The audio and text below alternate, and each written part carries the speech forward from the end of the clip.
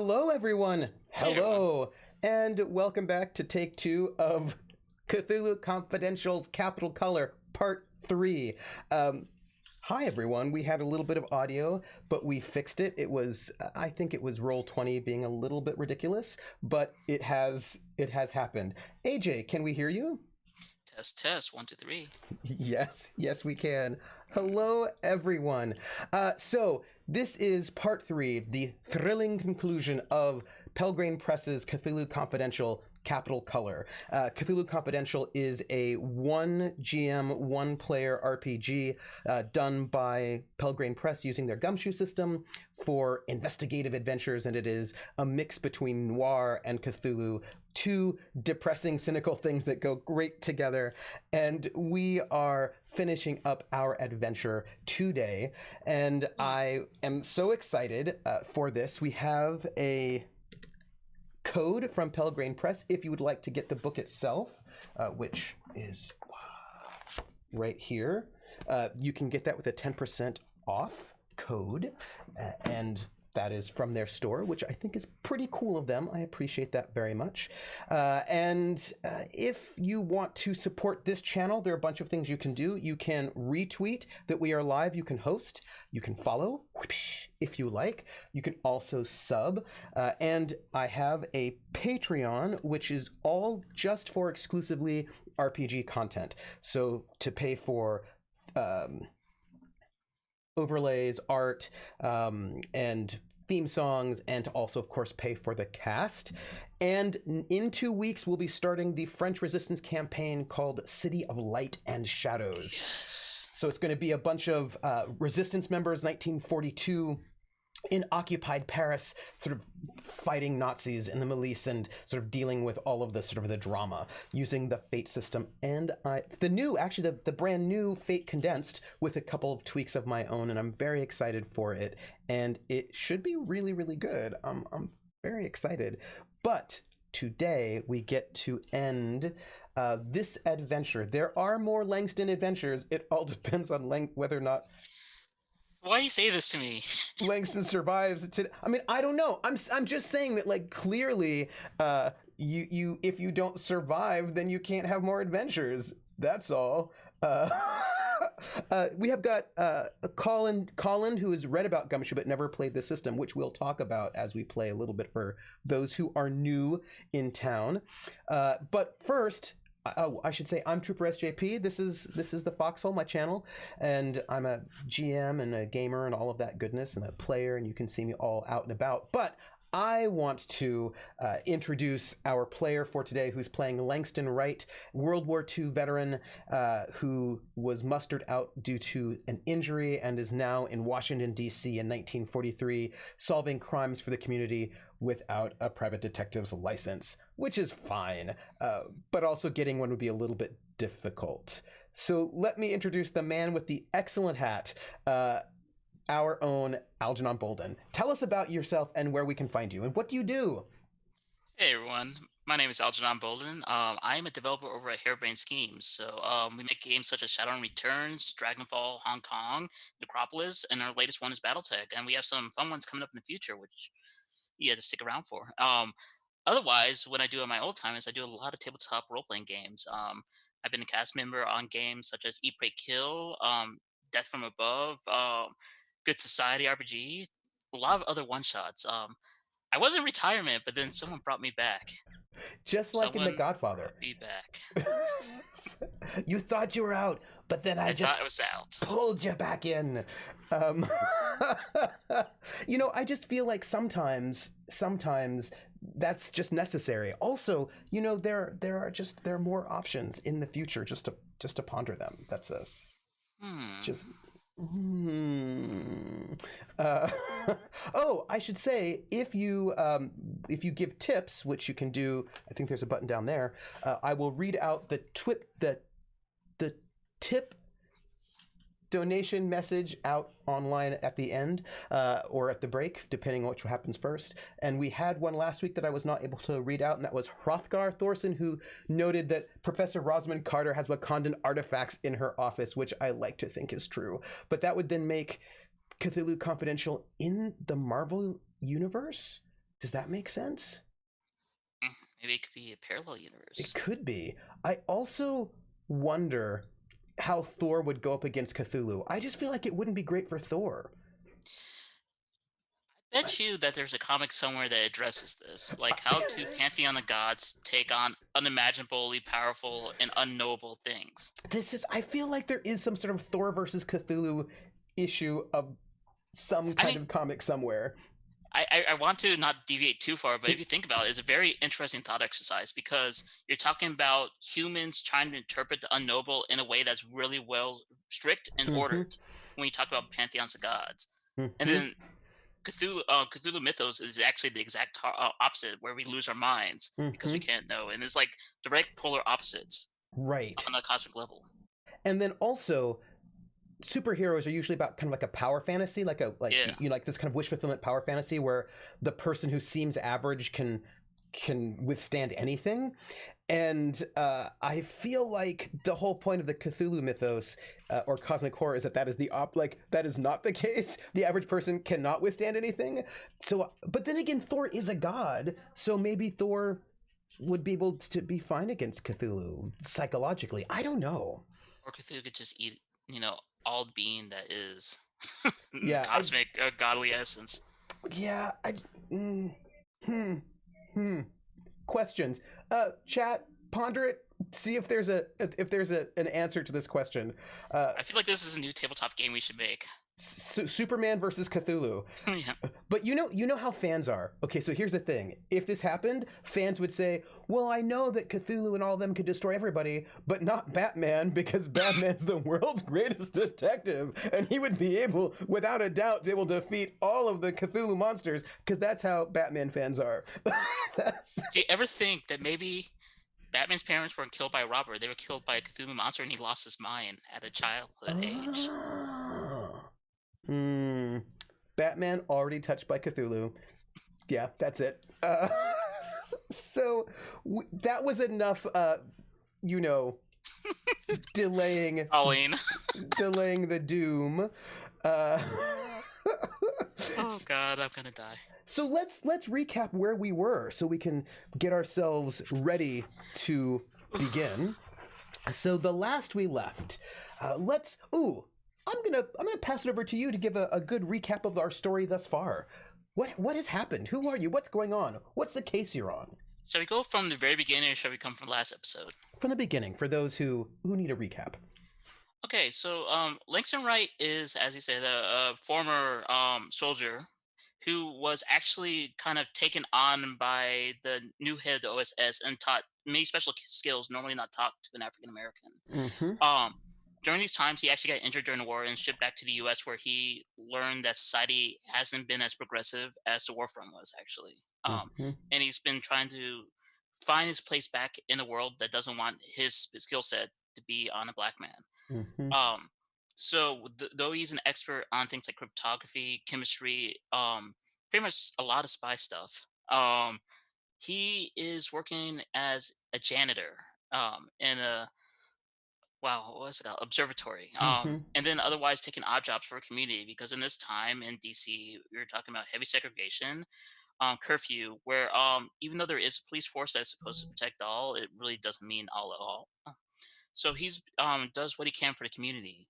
So during this time, and let me get out my notes to make sure to get the names right. Um, a man named Maurice Miller comes to his house asking for him to help out to find his daughter.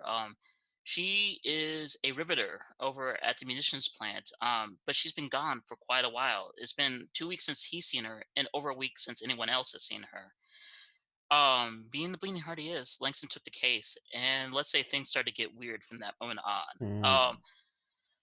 From that point, we found a couple different things. One is that while her father thinks of his daughter as a chaste godly woman, she actually has two beaux. One is a preacher's son, while the other is a white man scientist. Mm-hmm. Neither of them have seen him, and I'm gonna be jumping around back and forth because I'm gonna try to streamline it as best I can. Um, Moreover, the other bow, the one that no one else knows about, actually works at the same munitions plant as she does, which is strange for a number of reasons. Usually, munitions plants don't have people of that caliber working in that facility. It's about making bombs and bombs only, yet they're doing science there. Moreover, after interviewing and meeting with Lynette, then Lynette's roommate, we found a Alicia. couple other weird things. Alicia. One is that Lynette has been starting to lose her hair and has been claiming seeing these weird colors and becoming more and more paranoid before disappearing entirely. Um, Initially taking this as just, someone who's stressed, more research finds that the colors might be a real thing. First of all, our friend Langston has gone over to the mission site and found in the field not far away, whew, weirdness. Corn that's growing way larger than it ought to be, festering, rotting, and a dog that looked half dead that attacked him. Um, Going Pus into the and like actual green. ugh, It's just this yeah. nasty stuff. Later on, he actually visited the plant itself and found a secret lab there with a containment unit that had a breach in it. Mm-hmm. Moreover, after going to breach, he almost encountered the booby trap. So what he thought originally was just a normal case has turned into something that is far deeper, that has implications not only to the net and the community, but to the entire U.S. government, because there are organizations in there that have definitely clout that have been trying to keep this secret. And I think the last bit that just came in last episode is that there are Russians involved, at least two that we're aware of, who are not only aware of what these weird, strange colors are, but have a vested stake in the outcome of it. So let's go to what happened last episode. Well, what did happen last episode? Oh, I remember now. Langston got out of jail. Um, Yes. After being caught by the police in the earlier things and harassed for doing nothing wrong except maybe running from the police, he lost a lot of time and had to scramble to prepare himself for a party, the one that was supposed to have Lynette's bow there. Um, he eventually managed to get everything together, get himself dressed up as the help, and go there, only to find that that the man, I'm trying to find the name, Walter Adams, Mm-hmm. The the boyfriend. bow, was not there at all. But the Russian was there, boasting about all the great accomplishments that he did and not Walter. And then when people were talking about Walter, became cagey, talking about how he's sick. And not only is he sick, that you shouldn't go anywhere near him while he recovers. So, And while that man doing, who was speaking, our Langston detected a hint of a Russian accent, just the slightest, as if he's been in the country for a long time. yes, And this man being a scientist who said he was brought in to do some consulting work. yes. Oh, and Langston being Langston gonna help trying to show him up a little bit with a theoretical equation that even Walter couldn't answer in time. Yep. Which That caused a is little bit of a phone call from our Russian to someone. Yeah, Wild. this is a normal phone call, but whatever happened after that was that Langston went out with Alicia and his contact Melvin, who's another former, current soldier, but Mm-hmm. also former camarade in arms, who were going to help him go find Walter at his house, only for a bullet to whiz by Langston's head. Tracking the location of the shot, he runs up to find a sniper's perch with not only bullet casing but a list of names, one of which is Langston, one of which is Lynette, one of which is Lynette's father, and one is an FBI agent whom was also investigating the case and also with his name crossed off. Now Langston's in the choice right now. Either he can go try to find Maurice, or he can go to the house address where Lynette was supposed to be, whom he's already sent Alicia and Melvin for, and no doubt the sniper might be at. Mm-hmm. And so we're at this moment. I suppose I should just add the other thing is that these rocks, right? All of this sort of started with these meteors falling into this field, and these meteors were taken to the lab to be experimented on. And Langston, when he investigated this lab, besides seeing this containment cage ruined by a gunshot, also sort of learns these notes with notes in these notes on the rocks with notes in Russian, with commentary in Russian, that these rocks themselves, which glow slightly and are warm, are very, very fissile, and they have an order of magnitude higher explosive capability than uranium. So they would be worth a lot of money. However, they might also, according to Langston's anthropologist friend, have a creature in them that will murder you, that you probably don't want to use as just... I mean, all I'm saying is that maybe this is not the next uranium is So all. you put it that way, like in an unscientific, like weird mythos way. But here's the other thing that we did learn is that the power behind these are about, was it 1,000 times the strength of Yeah. uranium? Yeah. So if you could harness it, you could make the world's greatest bomb. Yeah. Maybe that's why people are interested in it. Maybe that's why. Maybe they're like, oh, world's greatest bomb? What a great idea. It's fine. And with this moment, we have Langston seeing this lab. Langston sort of gathering a lot of clues, and at this moment on this evening, he has sent off his friend Melvin and Alicia Wilkes off towards the house where Walter's house, where they think that maybe Lynette might be, because that's where because we have two addresses that the sniper is interested in, Alicia's, but then also Maurice Miller's. It looks like that somebody is trying to tie up all sorts of loose ends. So they've been sent off, and Langston has decided he wants to try to save Maurice Miller. And the question's going to be, how are you going to do that? Because as far as I know, you don't have a car anymore, because your car has been messed up by some racist cops who were trying to delay you, slow you down, get you to back off of whatever it is that is going on. So tell me, can you hear this? Let's see if we can hear some music. Can you hear it? Yes, I can. Yeah.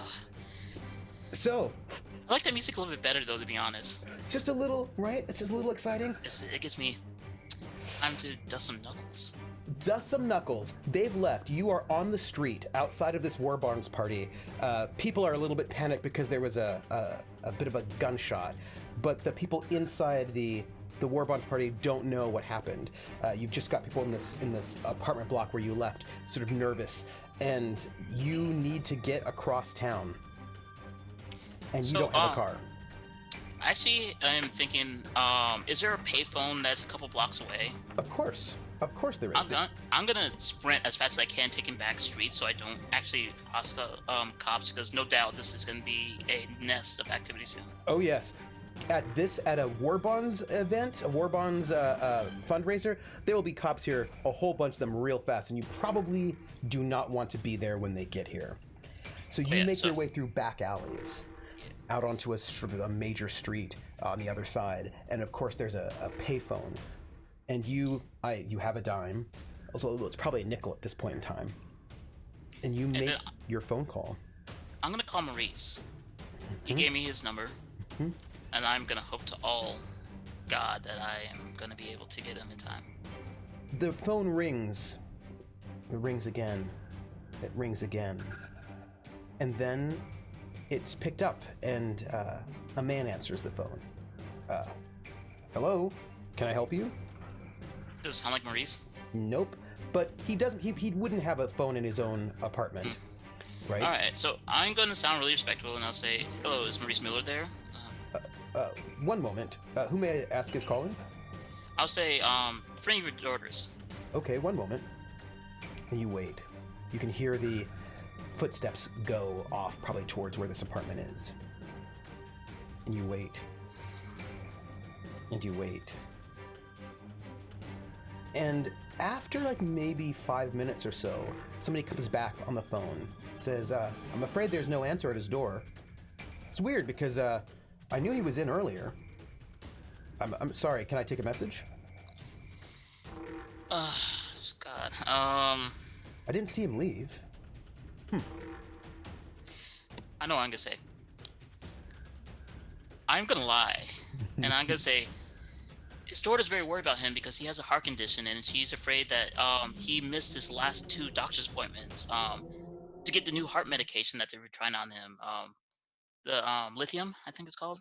Oh, I If he don't. doesn't get his medication soon, he might have a heart attack. Can you please check in to the door just to make sure this is a health emergency? Oh, but what if he needs his medicine? I will be over shortly to get it, but if he is already collapsed, we're gonna need to get someone just to sit him up to get him water just to last longer because if he's laying down, it's gonna be worse on his heart. Can you do that? Can you be the hero for me? Oh, um, well, hold on. And footsteps go away, and you're waiting, and you don't hear, like, you're waiting to hear a thing, and then all of a sudden, you get these footsteps sort of rushing back, and the man's back on the voice and goes, he didn't answer, so I got the door open, and he's in there, but he doesn't look like he's got a heart attack, but he's got something coming out of his mouth like a foam, and I don't know what to do. What should I do? He's got it's like he's foaming from the mouth. Chemistry. Is there any chance at all that he's gonna make it by the time I get there? So here's the thing. And the guy says, and he's got these, he's spasming, and now, you have chemistry, right? And when you think about these descriptions of sort of spasms and also sort of foaming at the mouth, you are going to assume from what you think that he's probably been slipped some cyanide. This sounds like cyanide poisoning to you. And he does not have long to survive, but there is a way to counteract this. You could do it. You could put together ingredients if you were there. You are not there. What he needs is basically a huge dose of cobalamin, which is like a B12. And there might be things in the apartment that could do it, but you are not physically there. And he does not have long. He's dying of a cyanide 1 second. overdose. I'm looking at my edges. Mm-hmm. All right. Mm-hmm. Can I use I can't use preparedness, can I, for someone else's preparedness? You could. You could use preparedness to try and talk him through how to do this. I'm gonna try to do preparedness, and I'm gonna also spin my born lucky edge. Okay. And what's that give you? So sometimes things just go your way. It's not skill or out talking someone or fighting the best. It's just being at the right person at the right place at the right time. Spin this card for an extra dice on any challenge than this card. Okay. So you need a 6 is what you need. Actually, this is going to be a 7. You're going to need a 7 because you're going to have to do this through the phone. So you're going to try to say, like, what's in the medicine cabinet. Try to get this guy who's having a panic attack right now to figure out what all can be done. Right? What can you do? What materials are there to try to sort of figure out what things might be possible in order to get him to make a concoction to give this guy to counteract the cyanide. So you need a 7. Here we go. As this guy is like trying to drag the phone up to the thing and is looking around, and he's like, what do I need? What do I need? Well, you need to get as much of the. Do you have table salts in there? Do you have any vitamins? Wait. Let me look. I need you to roll it. 1. Mm-hmm. You have 3 dice total, right? 2. Oh, Mm-hmm. oh my god. Mm-hmm. That's a Oh, 6. 6. You need Oh my one god. more. Uh, so here is well, actually no. I said it was a 6. That's what you need. You have a 6. So, I thought I just baited that. mm-hmm. You get a push. Is what you get for that. Let me give you that. So, you say vitamins, table salt, and so this guy that you're talking to, he sounds a little older. He's like, all right, 10-4, and you think, oh, he's probably a soldier. As for all you know, this is probably a like Veterans house. a veterans housing, and you only get one of those, by the way. There you go. And he's like, you can hear all of this sort of things being pushed aside, and you can hear like him making a glass of water. And he's like, oh, okay, what do I do next? What do I do next? I've got vitamins. I've got. You said I need. And he's sort of pulling together all the materials that you've asked him to sort of bring together, and some sort of like Alka-Seltzer and this, and he's putting all these things together as best as he can, as you can hear coughs in the background. All right. So I'll keep instructing him. Try to give him a drink, if best I can. Um, and use as much reassurance as possible. Try to use calm, slow voice. Try not to rise up to the urgency of the situation, even though I really want to like.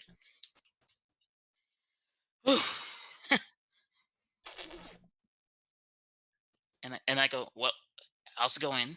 He goes, oh, wait. I think I have it. Okay. It smells terrible. You have to get him to drink it. You have to have it go down his throat. Okay. Wait. And you can hear the receiver being placed on the floor, and you can hear the sort of coughing, and then it's quiet for a moment.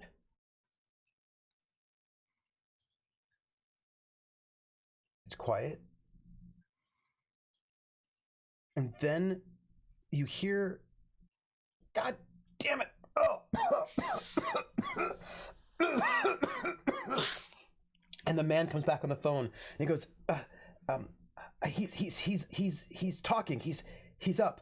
Are you? What should I do now? All right, here's what you need to do. And this is very important. Get him to another room. I don't care which ones. One that he normally doesn't go to, keep him there. I'm going to have someone come to pick him up to take him to the hospital, but no one can know that he's all right or that he even had a condition like that. I think he might have enemies. Okay. And it was his lucky day and everything. That's so strange. Soldier, Yes, sir. you know, what he had was each other, and that's what we need to keep using is each other. Right. He's in a fight of his life. We're his core now. Right. I don't know if it helps, but he had a visitor today. Just like 15 minutes ago, not long ago. Really, can you tell me what he looked like? A white guy, sort of big, a little muscular, sort of standing here. And he describes the same description that people gave of the sniper. He was wearing a Capital Traction Powerhouse uniform. He was here to turn on the power in Mr. Miller's apartment. That's strange. Didn't he already have power? No, nobody here could afford it, and Hmm. I thought it'd be weird because I didn't think that Mr. Miller could afford the power either. Not many of us can. It's just a veterans home, and most of us can't afford power. But this guy said he was going to turn on the power, and he was let in. All right, this is really important. If you see that man again and he comes to check for any reason, tell him this is very important that the old man had a heart attack and he didn't make it, and he's being shipped to the morgue right now. Okay. Okay. I will move him to my apartment, and should I call the hospital? No, no, don't let anyone know yet. I will have someone come in, someone that we can trust to make sure he's okay. All right. Oh, okay, sir. All right. I will talk to you soon. I will call back later tonight. Apartment 11. Apartment 11. Okay. Yeah. Okay. Write that down. and he hangs up. And as you stand there on the street, knowing that you're able to remotely give this guy instructions enough to sort of build enough of an antidote for this cyanide to keep Maurice Miller alive a little bit longer, and now he's being moved out of his apartment to another apartment. You stand there and what are you gonna do? And you don't know where that assassin is now. Well, first thing I'm gonna do is delete Born Lucky. Mm-hmm. Mm-hmm. Well, we have to think about this rationally. I mean, Mm-hmm. there's weird stuff going on, but there's laws of science. He was there 15 minutes ago, Mm-hmm. which means that he had to be wherever he was 15 minutes to get to his next target, which we had to assume is Limit Miller. Mm-hmm. How long would it take to get from that side of town to where she would be, that address, if he had a car? Oh, he depends on how fast he's driving, but you imagine that he would probably already be just arriving. So you think your friends probably have gotten there before him, but you think that he would be there sort of getting there soon, if not there already, but not there long. How long would it take for me to get there from where I'm at? It would be better if you had a car. Or you could get a cab. That you. Yeah. I mean, I could get a balloon too if you want. Maybe a plane. So you're not going to get a cab, but it would be better for you if you could get a car somehow.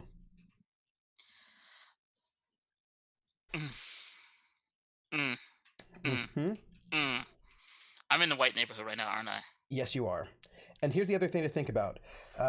If your friends got there before the assassin and they were let in the house, or they got into the house in some way, they're probably inside that house and the assassin's on his way or is already there.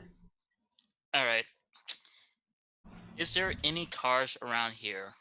Yes. That seem easy to jimmy without a vantage point to either the street or windows?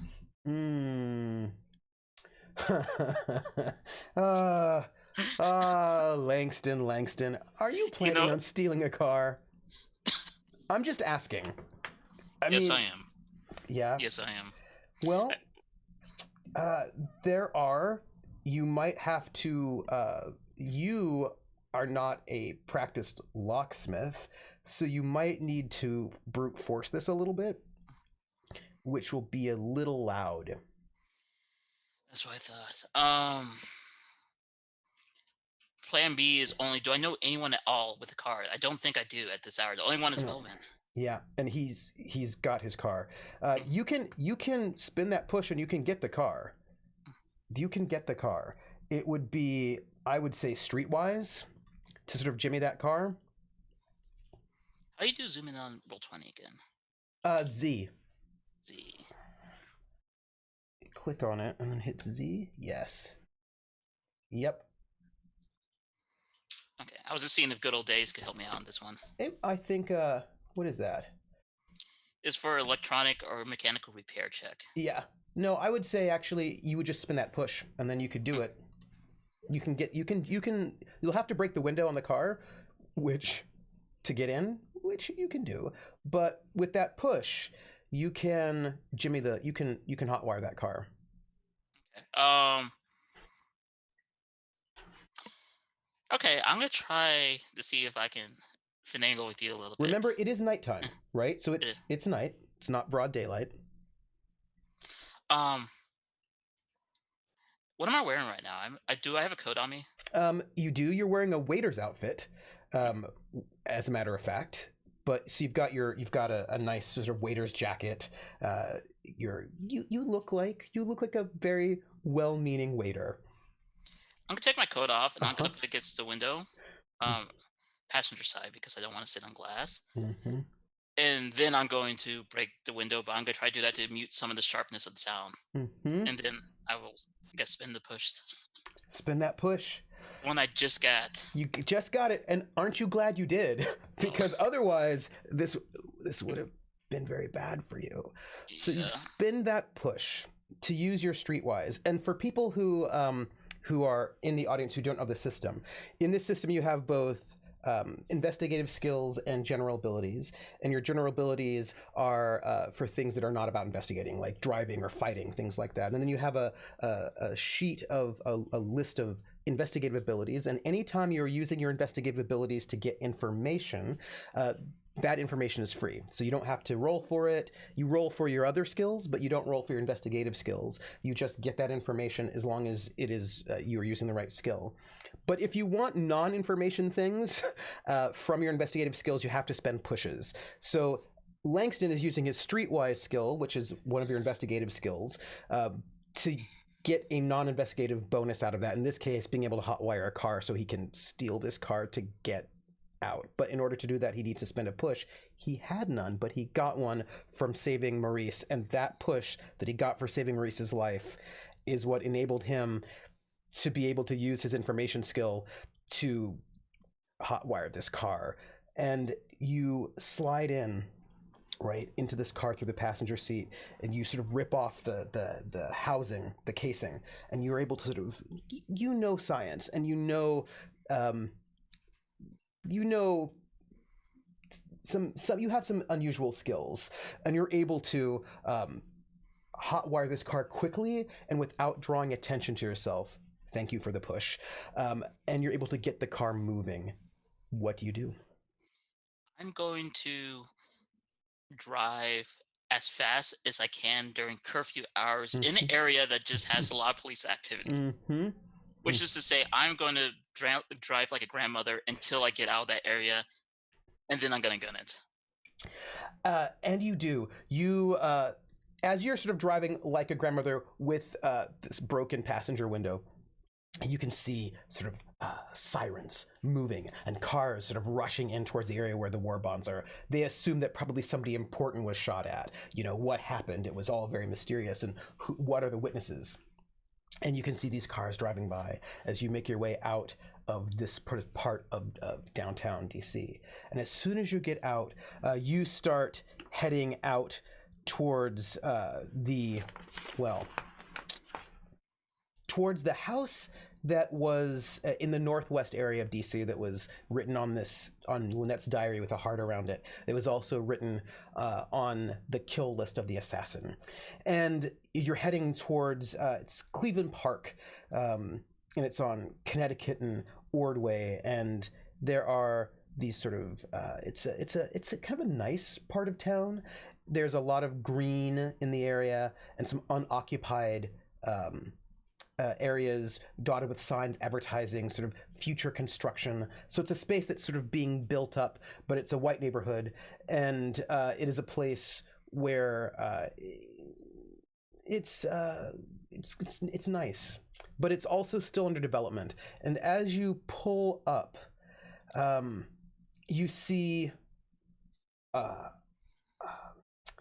a van, like a power van, a pound for the national traction, the Capital Traction Powerhouse Company. There's a van there, and on it's like the house, there's this van, and on the other side of the van, sort of in between the van and the house, there is the car. The assassin. And he has got a gun, and he's shooting at the house. And coming back out of the house towards this assassin are more gunshots. You are in the middle. You come upon a gunfight, right?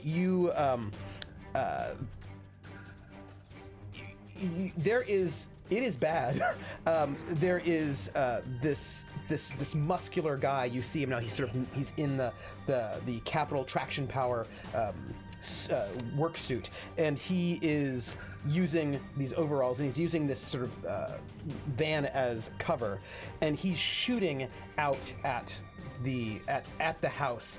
And from inside the house, you have got a couple of shots coming from, you've got 2 different guns probably coming from the house, and there is this gun battle. And I'm going to ask you, what do you do? What direction am I coming from? Or rather, I say, can I run him down from this angle? Can you run him down? Give me driving. Okay. What Not is my best skill. what is your driving? A 1 or a It's 2? one. It It's a is a one. it is a 1. If you, I need from you, a, and also is there a, you're not going to get your penalty, so that's nice. You are going to get a +1 because you're in a car, and you're going to need a 4. Okay. I have a backup plan if this doesn't work. It's a really bad backup plan. But There here's isn't- hoping that... There is an extra problem if you want to take it, and you can wait until after, or you can take it now. Nope, I'm going to roll first. 2. That's a 3.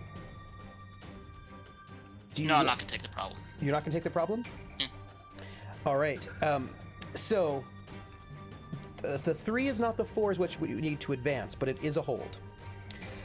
So you tell me about how you hit this guy with your car. So, how I see it is that I drive along, there's a gun battle going on. And any other time in the day, I line up perfectly to hit him. But here's the problem. There's a gunfight going on. Cars don't come towards you. Yeah. It's highly suspicious. And at the last moment, I'm thinking he just jumps out of the way. This is a trained assassin. He knows better. And I maybe wing him at best, but instead I run into the van and kind of T-bone into it. So you T-bone into this car, right? And the gunfire sort of is still going.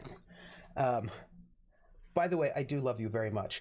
As you careen into him, right? You hit this car, and he gets clipped, and he's on the ground, and you, my friend, get sort of banged up a little bit, right? Nothing too bad, but you get sort of jammed around a little bit in this car, and you hear Alicia inside the house say, "Langston," and she opens the door and rushes out, and she says, "Look behind you."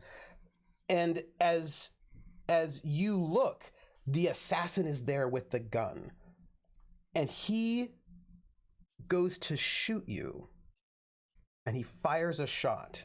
But at the same time that he fires a shot, another shot rings out from inside the house. And he gets shot in the head at the same time the bullet that he aims at you is released. But the bullet doesn't hit you. Wait, what? It hits Alicia. No. Is there... No. You need to take that Alicia's assistance for me.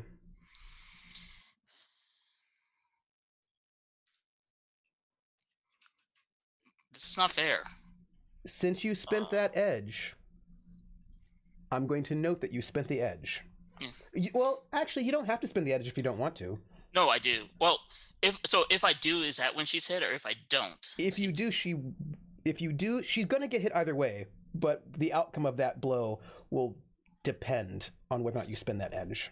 I'm going to spend the edge in hopes that it will help her out. You spin the edge. So you see, it's like slow motion, right? It's the assassin's turning towards you, gun at the ready. And it is a sniper rifle, a Russian make, an older one. And he's turning to you in slow motion as Alicia is coming out and sort of warning you that the assassin is not dead. Melvin from inside the house takes aim, and it's all slowed down, takes aim and fires at the assassin before he can reach you. But his gun goes off. The bullet slides through the air, and it strikes Alicia, and you can see blood, and it hits her right in the shoulder. And she falls down on the ground with a cry of pain. And the assassin falls to the ground, lifeless. And then sound comes back rushing into your ears, and everything is quiet on the street after who knows how many, it seemed like hours worth of gun battle, but it couldn't have been more than a second or two. And Alicia's on the ground bleeding, and Lynette is inside the house. You can't see her, but there was another set of gunshots, so it's probably her, although it could have been Walter. And you've got Melvin in the doorway and the assassin bleeding out with a gunshot wound to the head on the ground. All right, I'm gonna immediately jump out of the car, and this is soldier training. I'm just going to pick up the gun, um, and then begin moving towards Alicia as fast as I can. And probably partway through, I would drop the gun in the lawn. I just don't want it within Yeah. anywhere near its arm's reach, just in case he could pick it up again. In case he comes back, you move towards Alicia, and Melvin is standing in the doorway, still waiting, right? Sort of keeping overwatch. And you come to Alicia, and she's conscious, she's okay, and she's not coughing up blood, but it looks like, you know, if you just hadn't had it, like, you feel a little lucky, like you had some kind of an edge there, and if you didn't, it would have just not gone right here, but maybe a little bit right over here. It's just a few inches, to the right, and she would have been dead. But right now she needs a little bit of first aid.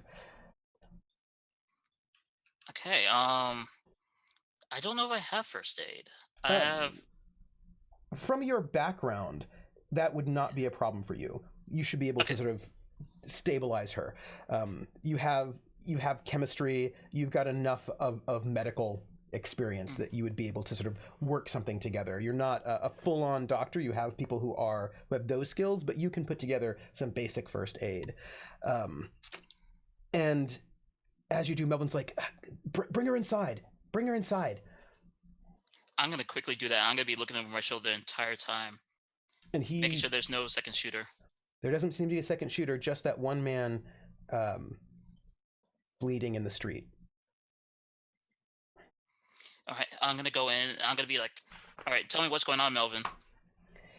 And when you walk in, the house itself is dark.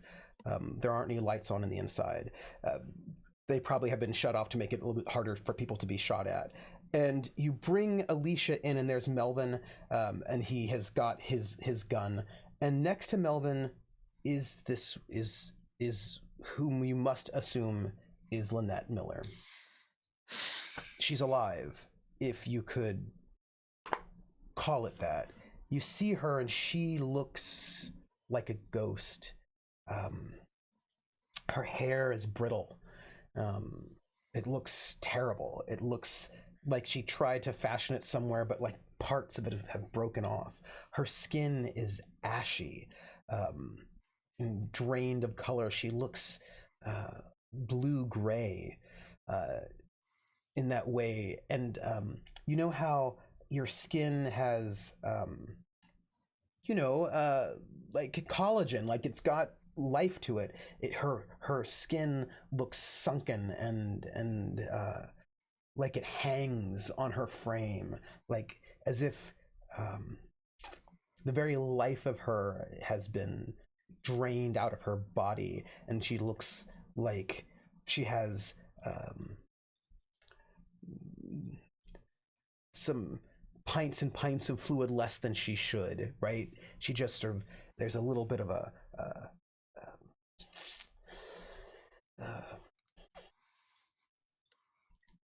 I have like the words waxy in my. Yeah, it's like waxy, and she looks like a person who at one point in time had a lot of life to her, but that life is drained, and the shine in her eyes are dull, and she's got this pistol in her hand, but she still has got awareness, and she looks a little freaked out.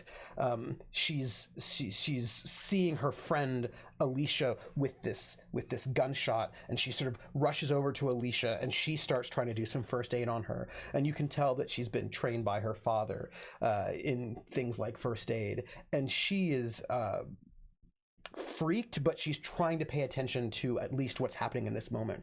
And Melvin, as this is happening, Melvin turns to you and goes, we came in and she wasn't going to let us in. She first didn't even answer the door. I had to come in through the side. Then she she thought we were. She thought I was some sort of out to get her. She pulled a gun on me, and she might have shot me if Alicia hadn't sort of come in the door and calmed her down.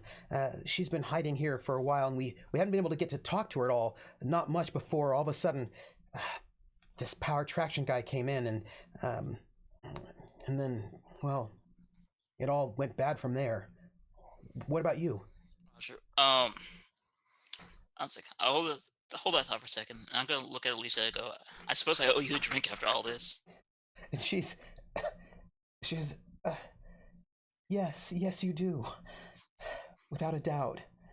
I will hold you to it. Oh, I've never been shot before. It doesn't get any easier, I'll tell you that. For you know what, you're a certified war hero at this point, as far as I'm concerned. And Lynette is, she's like, who, who's this? I look up at her, I go, Lynette Miller, my name is Langston Wright. Your father sent me to find you. It's been hell, but nice to meet you. And I hold up my hand. She looks at it suspiciously, and before she shakes it, she says,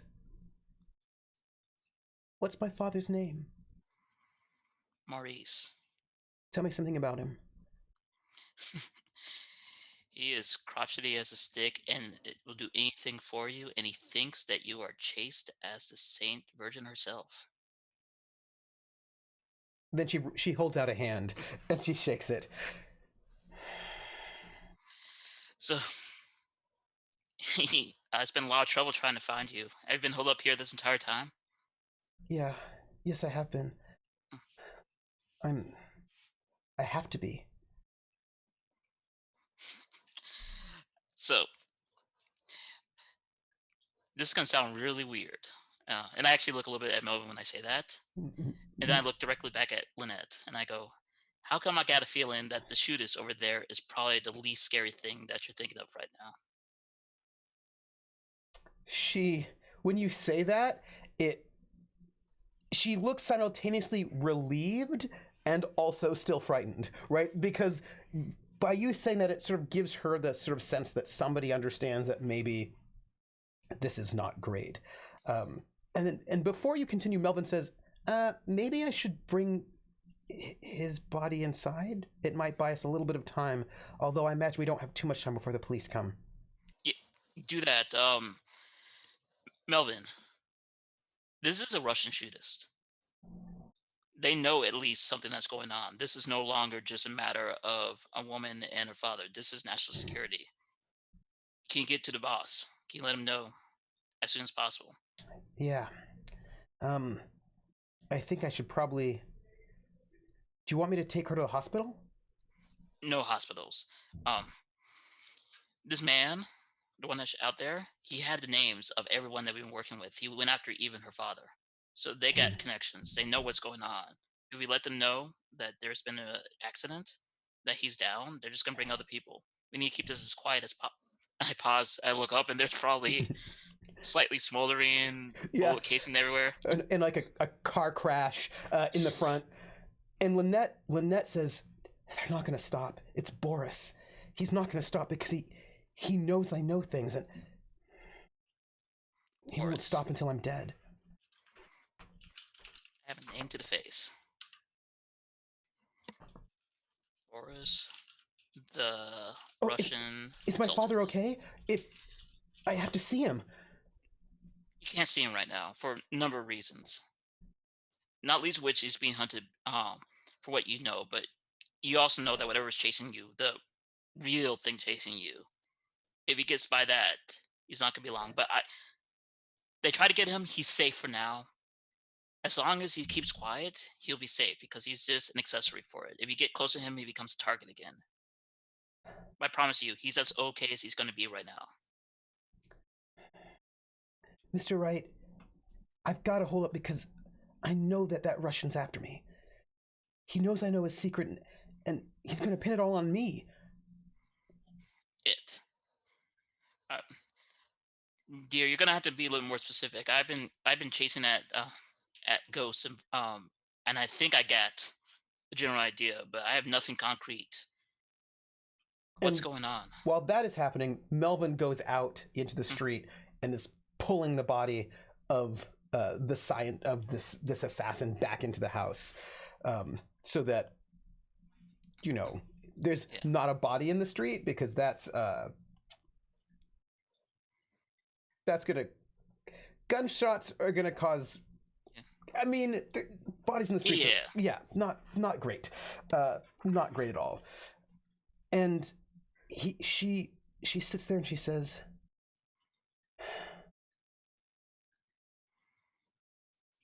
she's like contemplating it as Melvin is rifling through this guy's body and looking at, and he also brings in the rifle, and he looks at the rifle and he goes,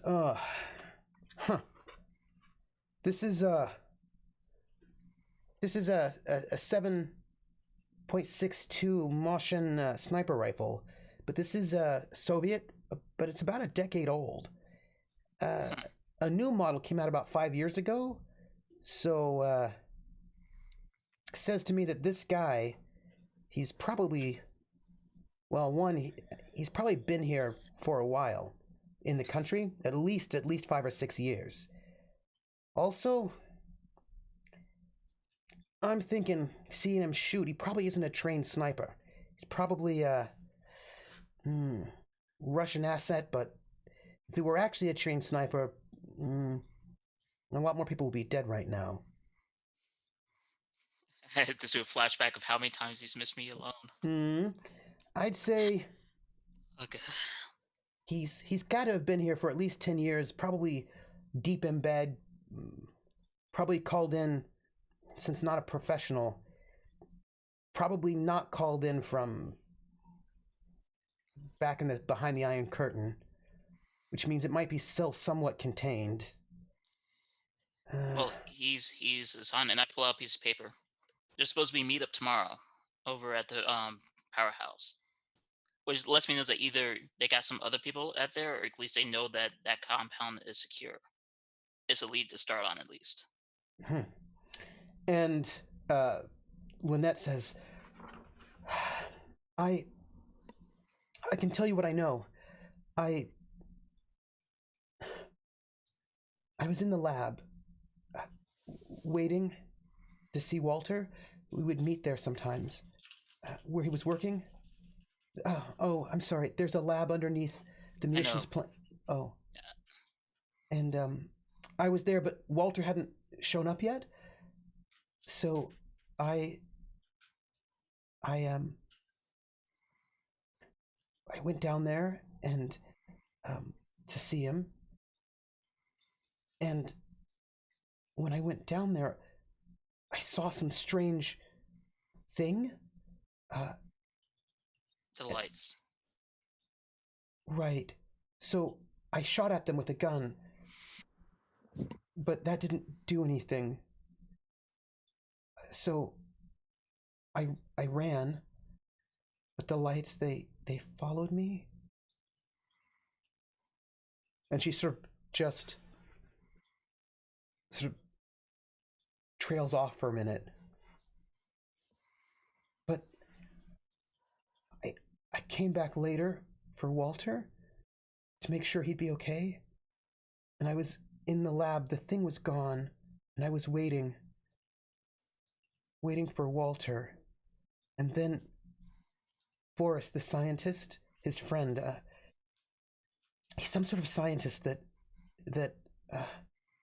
he brought in to help him with the project. Some sort of professor, I don't know. He came in and I hid because I didn't want him to see me there. And I was hiding behind some machinery. And then Walter came in and they got into an argument. And then the thing came back. And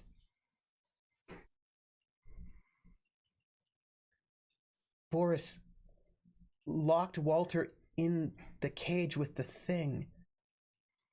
And then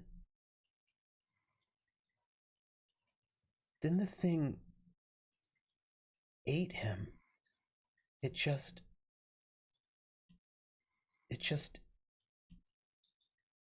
consumed him, and he just fell into a pile of ash. Ugh, I knew it. And he he fell to pieces, just disintegrated in front of my eyes. It took everything I could not to scream, and Boris just smiled. He just smiled. And then he laughed and he said that this would make him a lot of money. And then he left. And at least I thought he left. He left the lab, and then I got out of there. But I think he saw me leave. And he's been chasing me since. He's been trying to find me. He came to my apartment, and then Alicia, who's still smarting from the injury, nods.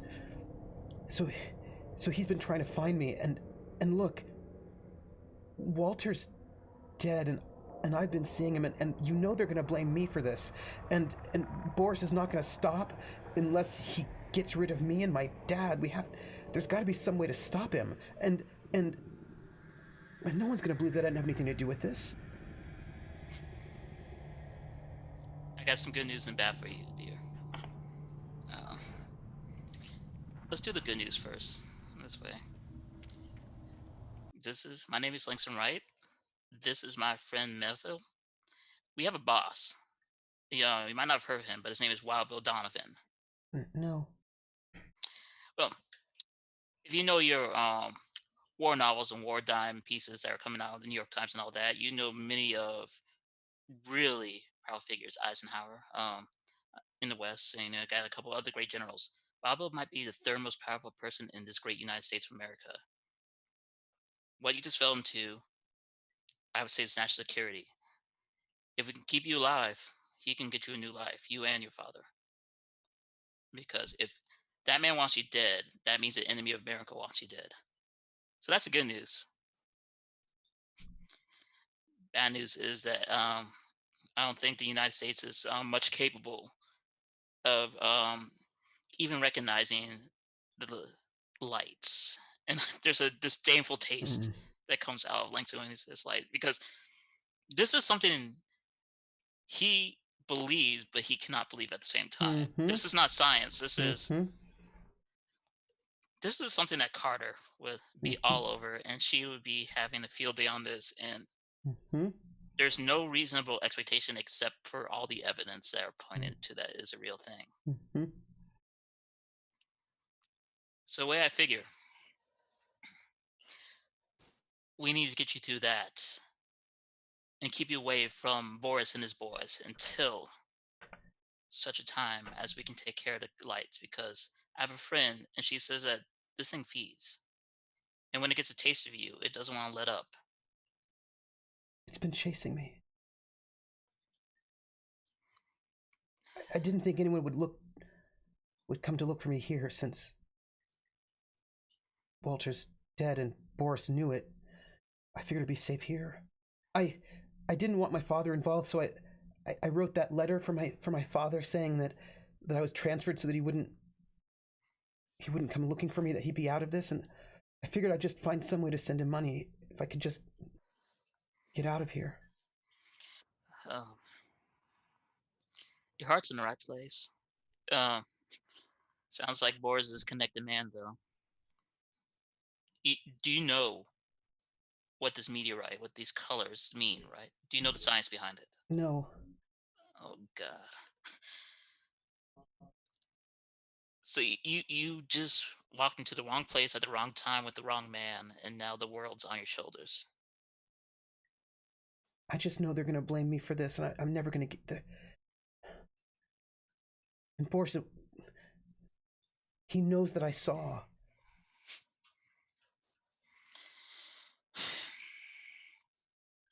Shoot. All right, Lynette, and I'll reach out and take her hands. I promise you, I'll do my best to protect you from Boris, from the lights. Hell, I'll protect you from dogs if necessary. All you need to do is keep your head about you and just trust when I tell you to do something to do it, okay? And Melvin says, "You know, she's a pretty good shot." Yeah, problem is that bulls don't do nothing except for humans. And as I say that, I will lift up and grab the Mhm. sniper rifle, and put it over my shoulder, even though I just missed. All right, here's what we're gonna do. We're gonna get in the car and we're gonna drive off of here. Um, I'm gonna drop you off at the station, Melvin. I need you to get the boys ready. I need you to get Wild Bill because when this is all over, Lynette and Marius is gonna need a new life, and we're gonna need some answers to Boris. So I need you on that. I got it. And I can take Alicia and to we can get her some medical care off That's the good. books. I think she deserves a rest. And also, and I scribble. I don't. Do I have a pen on me? Probably do. Yes. I'll scribble down Maurice's address and apartment number. Tell them that you're the friend of the man on the phone call, the one who made the concoction, and he'll know what you mean. And tell him that you're gonna take him somewhere safe. And try to do a hush hush. All right. I'm going to do you have the notes with you? Um, Oh, you gave them to him I already. You gave them to him Yeah, already. they're in the car. Yeah. About to say. All right. Let me drop you off home and then I'll clear up the rest of this. I would do something else. I think I'm gonna need the car. This one day, unless my girl is ready. Not yet. Windshield. Then yeah, let me drop you off at least for now. And you're gonna need to take car because I need to keep mobile with Lynette. And Lynette, she's like, "Oh, I can't go with you. Why I can't you? I I don't want to go anywhere near him or that thing. Can't your friend just keep me safe somewhere? And can I be with my father?" From everything I've heard, this thing is not gonna stop chasing you. It doesn't matter if you are here or if you are in the president's office himself, or if you're in LA or if you're in the air. This thing's gonna find you. So trying to stay one place ain't gonna do much. What we can do though is use the information that we have available. What is the stimuli? What is the strength and weaknesses? And we can manipulate the situation to increase survivability. And that's what we're going to do. I need you to be brave because the way I figure it and all the math is the only way we're going to stop it is to confront it. Oh, okay. Do, all right. Do a clap. All right, let's get in the car and let's pretend like we just didn't shoot up this place and that police are not going to be coming in the next 12 to 14. I look over to Melvin to see if my timings are still right. And he's like, "Nice car you got there, Langston." Thanks, I stole it. And then I immediately walk out the door.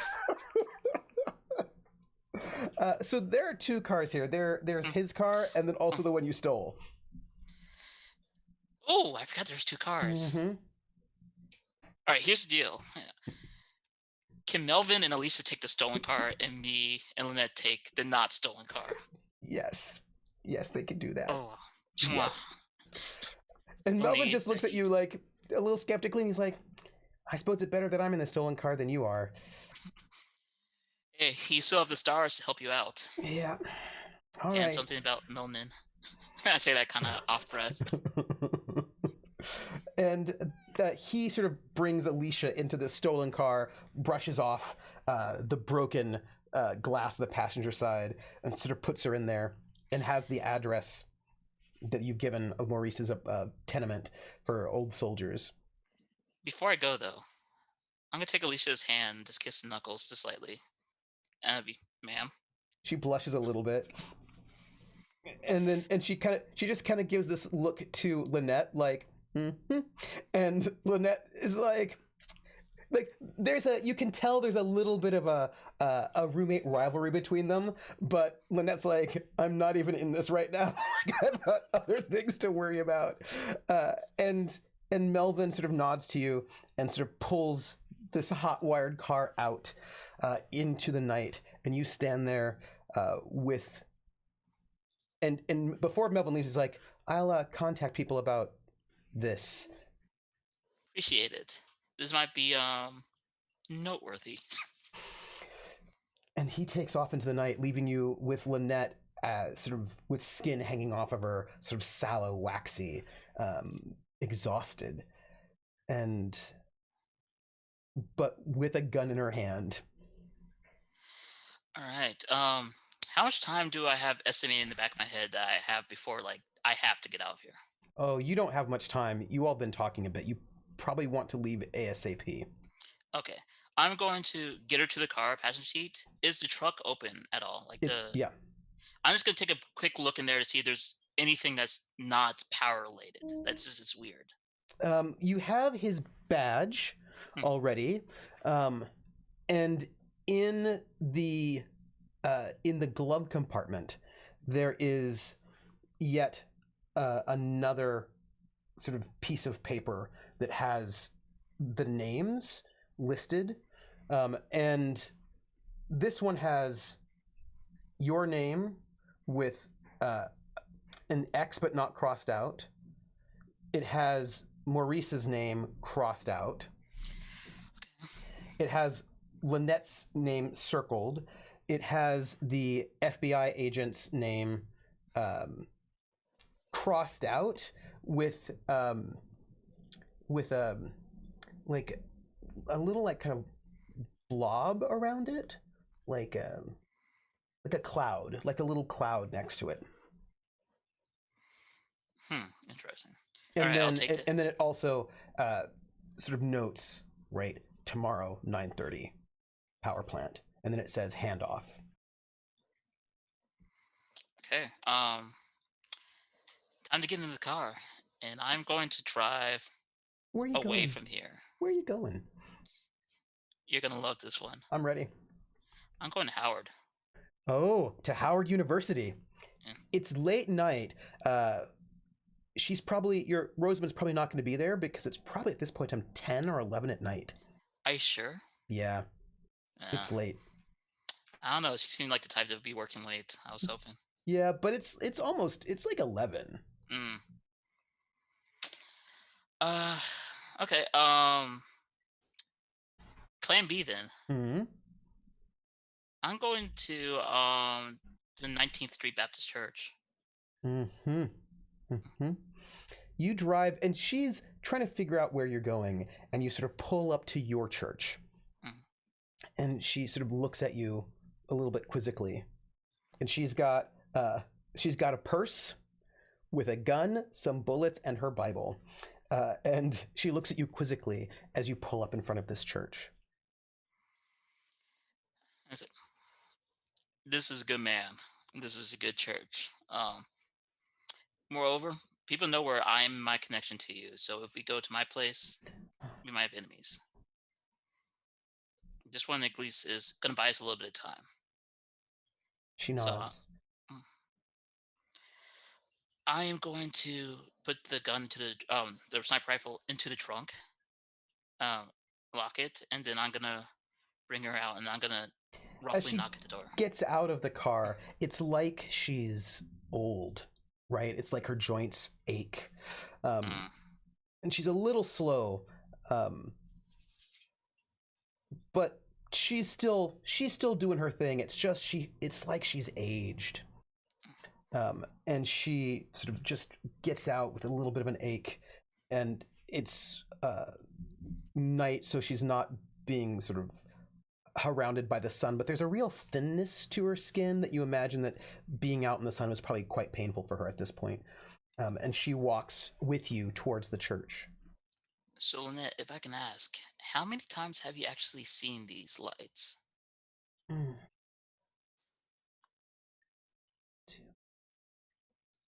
3 times. When was the last time? The last time was just a few days ago.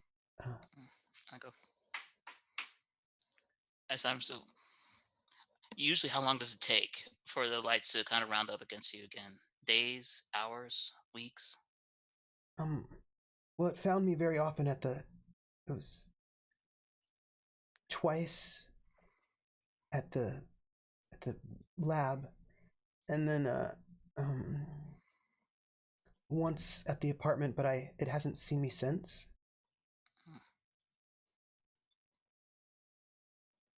But I know it's okay. looking.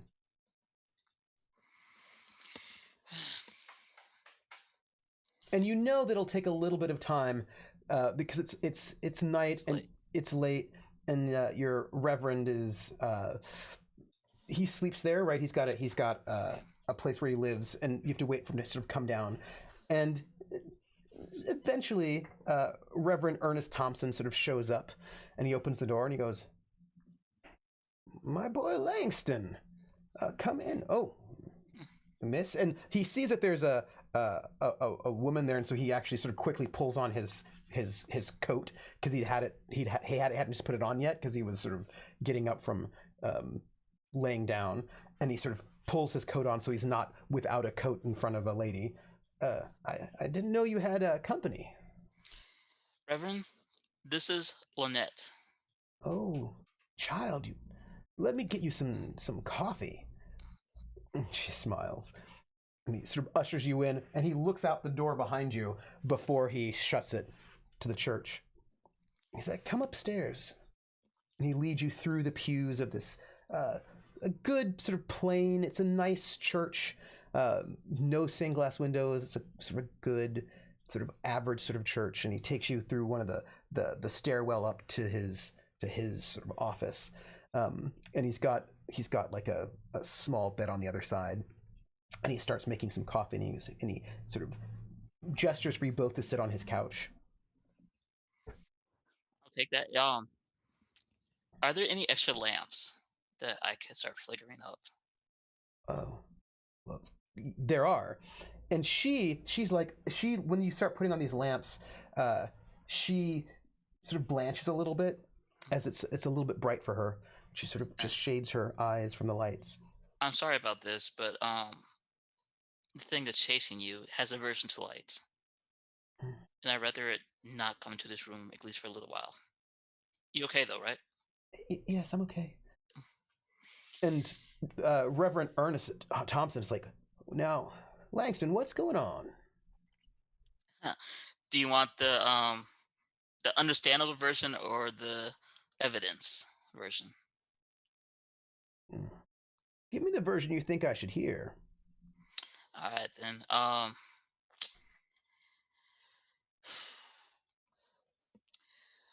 We got ourselves some Soviets that are trying to take this girl out because she knows too much. Hmm. That's the simpler side of things. The less simpler side is that what she knows too much of is something that I cannot properly reconnoiter. Hmm. Something that really falls into Rosanna's side of things. She's seen something that's seen her, and whatever it is, it's not normal, and it's coming after her. And I have reason to believe that won't stop until it gets her. Hmm. It already got her boyfriend, and what it does, it's something that's even worse than what we've seen in the war. Some sort of chemical, like mustard gas. No, no, no. Closer to that new technology. And I pause and I realize he probably has no clue what radioactivity is. He's a World War And One I vet. yeah, and I go like mustard gas, except instead of breathing it in, you die. If it touches you, you get sick, Oh, really sick. And whatever this stuff is more potent than anything we have ever seen before. some sort of weapon. I don't think it's a weapon per se, but people want to turn to weapon because we always want to turn things to weapon. Now this thing is closer to and imagine a wolf, if you will. A wolf that's just so hungry for its prey that it will go out to the ends of the world to eat that prey. That's what this thing is. Hmm. and it's after her. And he looks at her, and he pats her on the knee, and he says, "Well, don't worry, Reverend Thompson. I fought in the war, the Great War. I'll keep you safe here." Well, we just need a night of sleep, if that, and then what I really need is to get materials together. And it's gonna sound weird, and I begin writing down things. I'm gonna is a lot to do with wiring. Hmm. Actually, let me before I do this, Mm-hmm. Mm-hmm. I'm gonna roll because we're gonna be talking about this is gonna be a research and preparedness, I think, Mm-hmm. together. Mm-hmm. But what I want to do is begin thinking, how do I create an equivalent of a not necessarily a Faraday cage, but Mm-hmm. how can I get a large source of electricity from, let's say, a power plant that's Mm-hmm. out there Mm-hmm. to localize into certain structures, Mm-hmm. whether that be a bunch of beams or Mm-hmm. places that can be directed. And Mm-hmm. I'm starting to start write those out. Mm-hmm.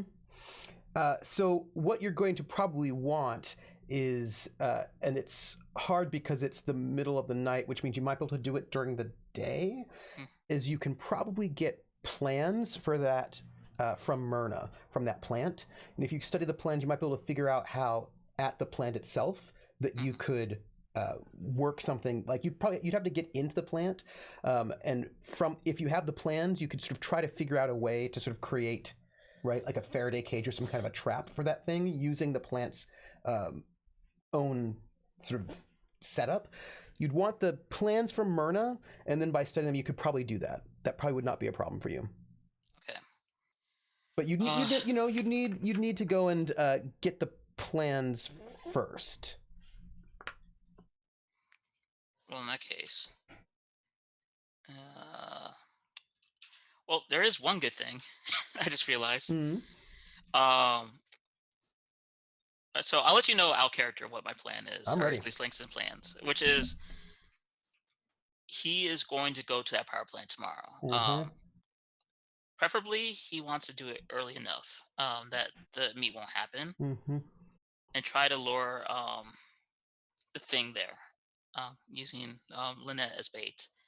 We'll get to the convincing part later. Mm-hmm. Um, and then to trap it in there. And if with any luck, once that thing's taken care of, to also either get Lynette out quickly or to get the our friends from the OSS in time to help us out. But I don't want them there necessarily until the creature because the things it just tends to feed Yep. for it. Um, I would do it tonight. He would do it tonight, but there's no planning at all. There is nothing together. So it'd be at a wing of the seat, and I don't think that would be smart. So you're gonna need to do a lot tomorrow before that meetup time happens. Yep. And you're gonna need to get plans. You're gonna need to get access, and probably considering that all the research you've done on this creature, the scientific research you've done, I don't think anyone else would be able to do the kind of mechanical workings that you could do, because they don't know what to look for. Right, you have a pretty good sense of this thing's sort of composition and its rate. So you would need to go there and do this yourself. But it would be helpful if you could get some plans for the plant itself, which you could do. Myrna could probably get them for you, Okay. and then you could definitely get there before the meetup. That is possible. I'm You'd gonna have do to that. convince Lynette um, to be bait. Let's have that conversation. Mm-hmm. And she, at this point in time, the Reverend has sort of brought off sort of 3 mugs of coffee and these sort of slightly mismatched mugs, and he hands out these 3 mugs of coffee to 1 for himself and 2 for each of you. And he's like, "I'm gonna start putting together some places for you to sleep. I've got some cots from my old army days, and I can set them up for you." I appreciate that. And Rev, Hmm. thank you. Well, if some sort of hunting wolf is after you, then You've always got a safe spot here. I lift my mug up and I say, "To the sea, the best city there is." That's right. They think it belongs to the white folk, but this is a city of color, and we protect our own. That's right. Ugh. And he gets up and he goes off and he goes to leave because he's got it, not the building, but sort of pick up these cots that he has to go and sort of set things up for you, leaving you alone with Lynette, who looks tired, but she drinks that coffee as if it's like the finest thing she's had in days. I'm gonna be quiet for a couple minutes. Just this poor woman has been at the edge for weeks, so a couple minutes of respite might be fine. We're not that much rush that I have to try to convince her right now. But after maybe 10 or 20 minutes, And she like brushes her hair and like a few some strands fall out and she sort of looks concerned. and I'll say, you know, usually they have our kind in the front not engage in the most I wouldn't say perilous, but the most what they consider mission critical missions. We're fire support, we're escorts. We are not meant to be the heroes. Um, I My was dad lucky was a once. hero. Of course he was. Everyone who goes out there and puts their lives for this country is a hero, even if they don't recognize us as such. But here's the thing: you learn stuff out there. You learn how battle lines are drawn and set. And sometimes, if you're not lucky enough, you realize that you can been flanked. That there is no out. That if you run away, you're just gonna find another force. I was in that situation once with some good men. When that situation happens, you really only have a certain amount of options. You want to run. God knows you want to run. You know that you're possibly outgunned. You also know that if you run, they'll hound you down, and that's what they want. They want to get you tired. They want to get you out of energy, out of breath, and then the trap closes. Because when you're at your best, that means they might lose. So they want you weak, just vulnerable, ready to give up. So what you have to do sometimes is let them think that's the case, that they've finally gotten to you, and you use all the energy you can. You use every ounce, and you set a trap. You make sure that with that one final moment that you have, that you put all odds that you can possibly control in your favor, and you do what you can. It makes it no less risky, but sometimes that's what you do. I What are have you an saying, idea. Mr. Wright? I have a plan. And this plan depends entirely on you, so I'm not going to do it unless you are fully with it. And I'm not saying that you're just going to agree, like, you have to agree wholeheartedly. I want to bring us close to the lights again. I want it to come to you. And I want it in a place that we can control because we know two things about it. We know that it will always chase the thing it tastes. So we know then that if we run, it's going to keep chasing you. And you have to realize that at this point. It's been weeks, it's been months. If you think you could get away with it, wouldn't it have happened by now?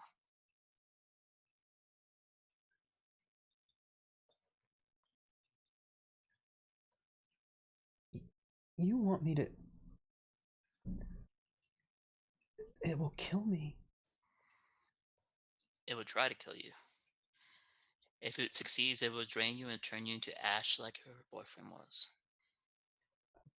But it has a vulnerability. It doesn't like electricity. It doesn't like the spark. That's data. We can use it to turn its weakness against it. If you trust me,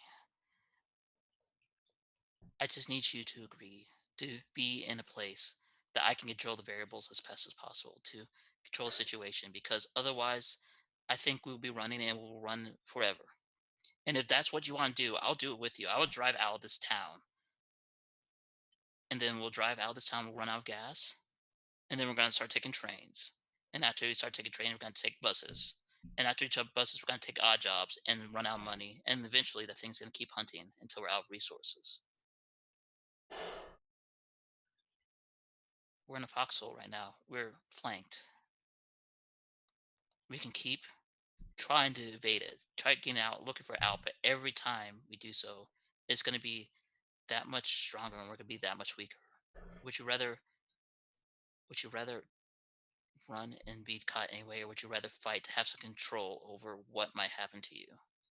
Because I feel like you've had no control at all. Now, since this entire thing started, things have been acting upon you. You saw something, and now the Soviets want you.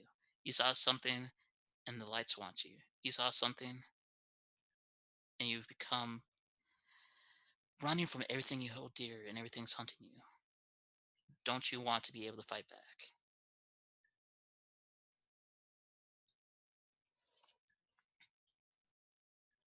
If you give me your edge, good old days, that will have your reassurance work.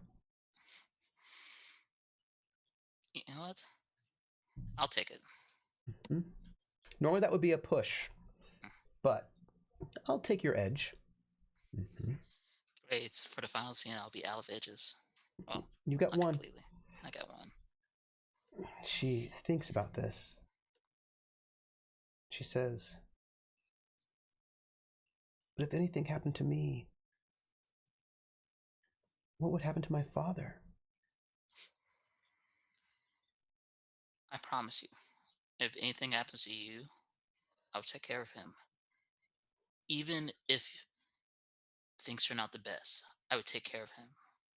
He loves you more than anything in the world, and he's put his life on the line for you. So he deserves that much at the very least.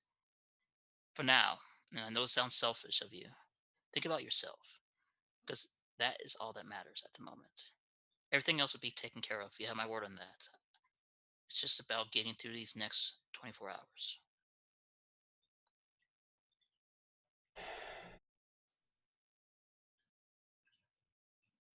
You'll take care of. You'll find Boris. You'll take care of him so they won't come after me anymore. I laugh, living. Honey, that boy done pissed off the United States OSS. I would not want to be him if could be a white man for the next 5 years. His time is numbered and he doesn't even know it. He messed with this great country. He tried to play affairs on our soil, even if we were not dealing with something that was of great significance. That type of hubris does not go unpunished. Not when Wild Bill is involved with it. Okay. You'll take care of my father, and the OSS, they're going to take care of Boris. You have my word on that. I didn't think they let black people in the OSS. I mean, officially they don't. But here's the thing: if you ever deny someone based on talent, then you're a fool. And I Yeah. believe one day people realize that on a macro scale. But there's some few that see talent, and I was fortunate to meet one, and he taught me a select few skills. And I'm not a godly man. I realized that if there was a God, we wouldn't have the wars that we have, we wouldn't have the horrors that we have. But were I godly man, I realized that I was trained by some of the best agents, spy masters, and soldiers to become an expert on many fields that black men should never get a chance to in this day and age become experts in, to come back to this racist city to assist with skill sets that only a select few have. Get to know people who believe in outlandish so confidently that they could give you advice. That's a lot of coincidences, Miss Miller. But you know what? Maybe that is the reason why this all happened for this moment in time to make sure that you will end up all right. You're like a real life serial hero, like in the radio serials. Uh, please. Mm. If they write about me, it's going to be because I mopped floors wrong. Well, somebody will write about you. Eh, we'll Maybe see. it'll be me. Tell you what, you get through this, then yeah, you got yourself a deal. Okay. Okay, I'll do it.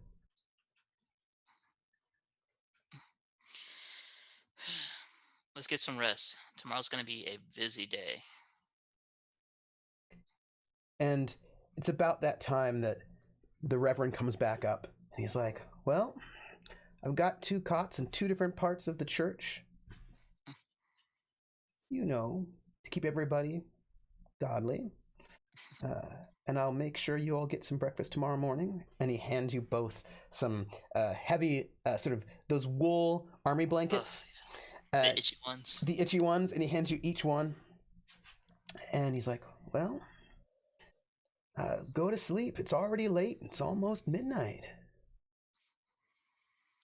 I think that sounds like a good idea. And Lynette, I'm sorry to ask you this, but can you sleep with the lights on just one more night?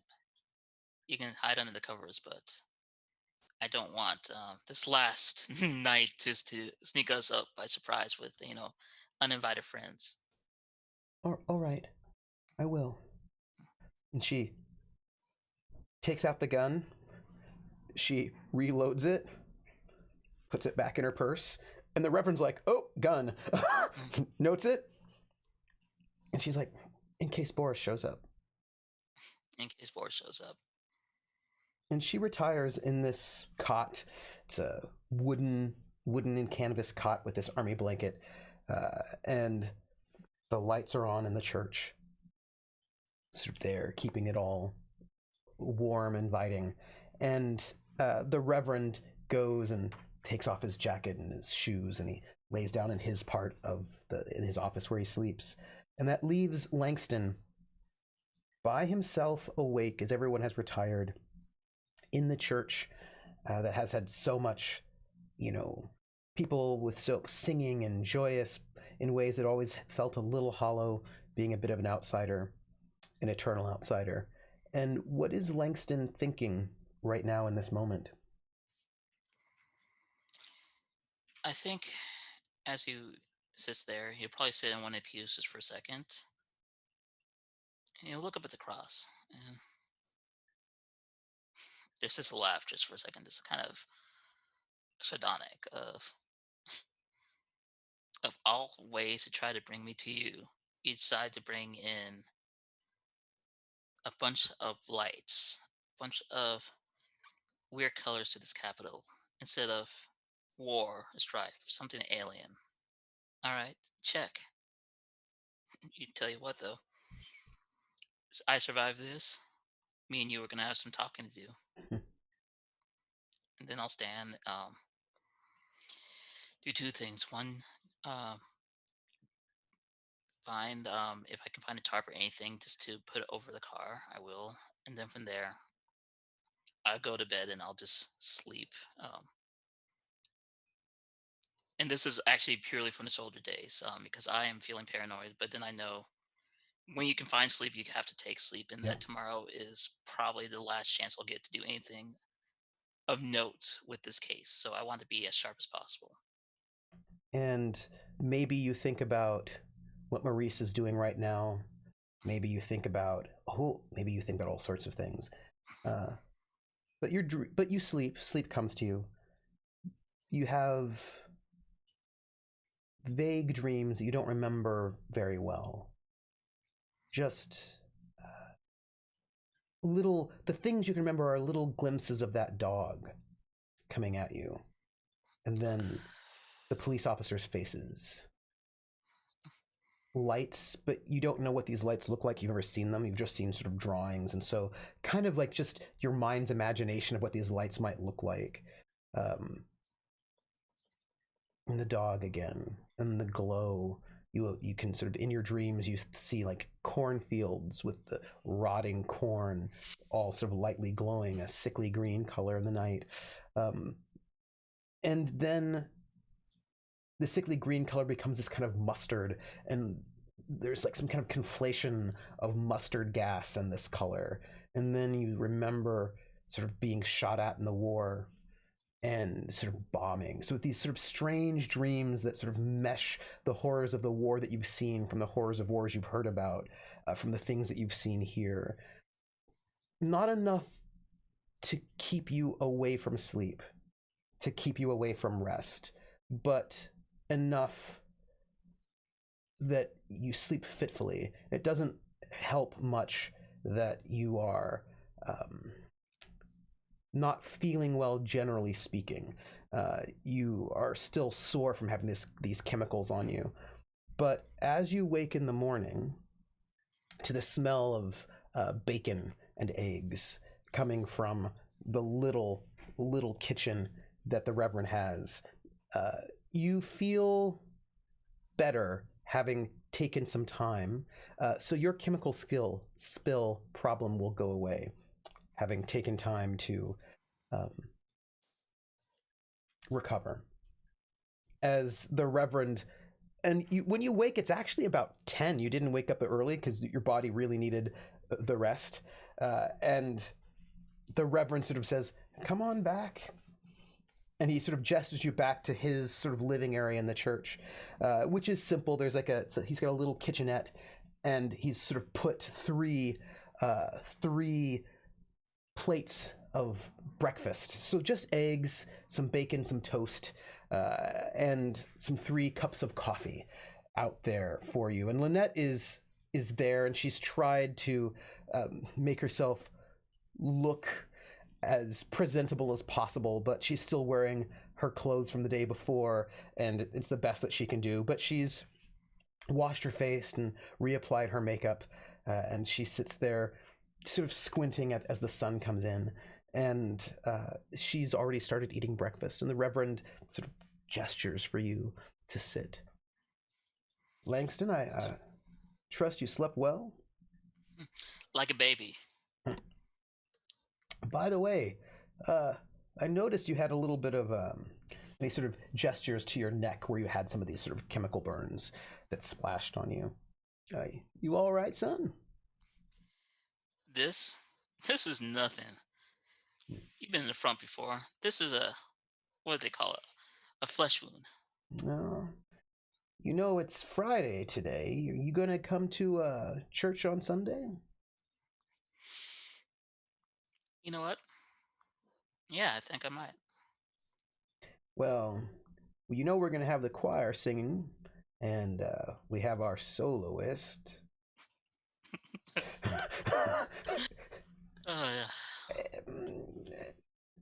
Sometimes you have to suffer for your religion. Sometimes that suffering is a church elder whose vibrato is a little off. I'll tell you what, though. I get through tonight, get this all said and done with. That's gonna sound angelic. It's gonna sound like the greatest song I've ever heard. And Lynette just listens quietly. And she says, I sang beautifully. But this thing has robbed me of that too. I'll turn over. I'm looking directly in the eye. Okay. Look, I'm not in the business of lying. I tend not to do unless I have to. So I'll say that we don't know what this thing is fully. We don't know what it's capable of. But what I can tell you is that medical science is state of the art, the best that it's ever been. We might not see the leaps of technology that we have in the last 10 years, maybe ever again. We might be able to help you out when this is done. We'll have time then. It might not take a day. It might take weeks. It might take months. But maybe we can get you to sing again. And then maybe you'll travel the world again. I know you like to see all the spots. And maybe by then the war will be over and you'll be able to see really everything that this world can offer in all its splendor. She nods. Okay. The Reverend looks at you both. Now don't let my food get cold. Eat up. Oh, I'm gonna eat. Bacon. Come on, real bacon. Mm-hmm. And it's good thick cut bacon. And he cooks it. He's got that he's got the cooking skills of a soldier who's had to cook a lot. And it's good. And it's been a long few days for you. You've been in prison, you have been beat, you've been chased, you have like it has been a lot, and this is nice. This is delicious food, and it's like fresh bread from a local bakery, and it's a moment of normalcy, right in the midst of the madness. I also have my next case because ain't no person that has normal rations get this bacon, which means he has a connection. He does. That's my next case is find a connection so I can get some bacon like this more often. It is true. You're not normally going to get this nice bacon, but he's clearly got some kind of a connection somewhere. Mm-hmm. And I actually am just smirking a little bit while thinking that because I'm thinking in my head right now, oh, I'm gonna lead down, get all the leads, I'll get all the evidence. Find out where this bacon comes from, and That just also sounds like just a the good butter case. too, right? Like he's got his little butter ration. And after breakfast, and you're all cleaned up, where are you going to go? You have, you know that there's going to be a handoff tonight at 9:30 at the power plant. You know that from overhearing Boris that he said he was planning on leaving real soon because his work is done. He had a couple more things to finish up, and then he's going to go. And he had his train tickets and everything. And you know that you can probably get, if you talk to Myrna, you can probably get power plant because she's in charge of a lot of things, and she has a lot of connections in the government, so she can probably get you things like that. What are you gonna do? And you've got a sniper rifle and a pistol, and a light, and a light, nice little industrial light. Mm-hmm. Oh, so I'm gonna do three things before tonight, and I think that's the only three things I'll do Mm-hmm. before starting this final set of event because I can't stall anymore. I suppose I could, but no. The first one I'm gonna do is drive at random just to find a phone booth that's well away from my normal patterns. I'm gonna actually completely change my patterns Mm-hmm. of where I'm gonna be, and when I'm gonna call. Oh, I forgot. You also have your Geiger counter. Yep. I'm gonna be needing that tonight. Um, but I'll be calling a dead drop site for the OSS, and I'm going to feed every single piece of information I have in code that Boris is going to be leaving, where he's going to be leaving and when, or at least as much as I'm aware of. I'm All going to you be know is that leaving. he's planning on leaving soon. That's the only thing you know. And Well, then he I'll had probably train do, tickets, so you know he's going to leave by train. which actually that's pretty Yeah. specific, especially in the wartime, because they tightly control railways then. So I'll let them know, put out there. I'll let them know that they had a handoff that's supposed to happen here tonight. I will be there along with a civilian. And pretty much I'm gonna do as much info dump as I can to cross I's and T's, and dot the I's rather. Just in case the worst happens, I want to make sure the Boris is known as an enemy of the state. Yeah. And what his plans are. I'm gonna also probably use code that he's dealing with radioactive materials that have greater half life than even uranium. It's Just to so and this like impress as much importance as to catching this man as possible. Probably give the address of Walter Adams in the shootout, even though I know that Melvin did. But I'm gonna just assume anything and just do it as one big voice message, and then just leave it as is. Then I'm gonna go over and drive to Myrna. That's my next part two. And I believe our Myrna, right? You drive in to Myrna's office, and at the Department of Agriculture. Myrna. There we go. And she is, in her office, and she's got her thermos of coffee, and she's her stacks of papers, and she's got her sort of cat eye glasses, and she's looking a little glamorous. And when you walk in, she sees you, and she goes, "Langston, honey, how are you?" I'm gonna actually smile and be like, you know what? I feel pretty good today. You look like you could get a little bit more sleep, and maybe. And she reaches into her her drawer. I have bacon, eggs, and coffee, and I'll do one better. I met a lady. No, did you? Yes. Would I approve? Let's say that I think that if she could take a bullet from me, she would. Okay, well, all right. Seems like I'm not going to have to go and fix you up with some sort of cousin or something or other after all. No, but you can do me a favor, Yes. and I don't have a lot of time. And I give the name or the location of what's it called, Capitol Powerhouse, Yes, the capital, the capital, Capital Traction Powerhouse. yes. I was like, I need these plans. Also, if you can find out what their hours of operations are, I need to go there tonight. Oh, well, let me see. Let me look into it. Capital Traction Powerhouse. Yes. Well, sit here. Give me a little bit of time. I can turn on the radio if you like. No thanks. Do you mind if I bring in a friend though, quickly? Of course. Okay. Um, I'll be right back, and I'll run and I'll make sure Lynette's not staying in the car indefinitely if this is gonna take a while. It's going to take a while because she has to go through Yeah. the levers of bureaucracy. Yes. And when you bring Lynette in, Myrna looks at her and notes, and there's like that little quick recognition of like, whoa, she looks rough. But that goes away very quickly. Myrna's very good at covering, right? And she's like, oh dear, please have a seat. I'll be back shortly. And she leaves you in her office, as she often does. And Lynette sort of looks around and she goes, you do have connections, don't you? Myrna, her husband and I served together. Hal, back in the front. When you're your squad mates, you kind of form connections, and so he promised, or he made her promise that she'll look out for me, and he made me promise I'll look out for her, Hmm. and it works. And you can tell as things are going on, she's just a little nervous, but she's got this resolve. Your appeal to the good old days and dignity has steeled her, although this is scary. I'm gonna probably do a little bit of small talk then while we wait.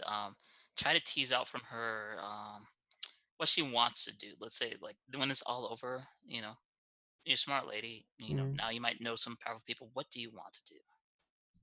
I always wanted to go to Howard, and then I don't know, travel, maybe be, but working in the power plant, the munitions factory, as a welder, as a riveter, that was wonderful. I just want to do something that uses my skills and that is meaningful, rather than just being a maid, but something that will pay me enough that I can support my father. But I'd love to see the world. I'd love to build things or learn.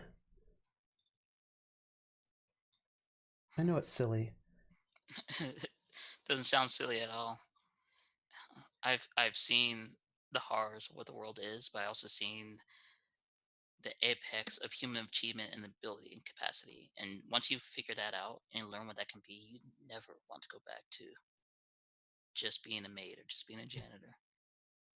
It's just seeing the sun first time and then going back into the clouds. You can't just do that. Yeah, I'm afraid I lost my job. You know what? I have someone I want you to meet. I think it'll do you good. Somebody who'll get me a job? I mean, she has her resources. And I leave it at that because I like the air dramatic. And you're there, and it takes maybe an hour or two, and finally Myrna comes back with this big blueprint, and she's like, "Now you did say it was the Capital Traction Power Plant, right?" Yes. Huh. Well, What? I did get the plans. But You know, the plant is abandoned. it's abandoned. It's not been running. It was shut down because it looked like there was sort of fear that it might be a target for bombing. So it's not been running for a bit. Hmm. Does that mean the power's completely out over there? It can't be restarted for any reason? Oh no, it certainly can. It's just that it's not running now. And she sort of lays out sort of the blueprints of the schematics for the power plant. No, it's still completely operational. It's just that it's not running.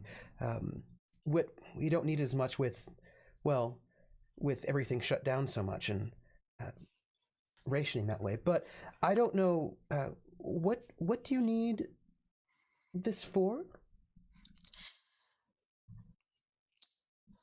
Lynette here. Remember the girl I was telling you about way back when, earlier this week? Oh, That is you're she. oh, and she sort of waves. She goes, Miss. Eh, Turns out that she might too be a friend of Hal's, if you Oh, know what I mean. hmm. She's like, and then she just gives Lynette one more look, and then she reaches back into her. She's like, "You should have this," and she hands her the sandwich, the Oh, egg salad sandwich, and Lynette just takes the egg salad sandwich. just take it. So it looks like your plant. It's over here on the waterfront, so it's sort of a bit away. It's a bit isolated, and it has been shut down for safety reasons. But you could bring it back up. Excellent. Do you mind if I borrow these for a little bit? Oh, well, just bring them back. I promise I'll bring back. And we'll have some tea and we'll talk about my new friend, Alicia. Oh, I would love to. And maybe when Hal is in town, we can arrange a dinner in one of your restaurants. That sounds delightful. I know just the place. And of And I'll course, she stand. says one of your restaurants because white people can go to black restaurants, but black people cannot go to white restaurants. And so if she wants to have dinner with you in Yeah, 1943, it'll have to be in a black restaurant. I know just the one if we make it. And even then, it'll be a little sketchy, but again, that's how that works. Club Caverns. Hmm. And Ah, with these plans, what do you do? I am going to It is guess. probably at this point in time, let's say 2 in the afternoon. All right, so I have a little bit of time. Mm-hmm. I'm going to drive us to Howard, and I'm going to go to the Department of Anthropology Mm. and to my friend, Dr. Rosamund Carter, Mm-hmm. and Oh, just,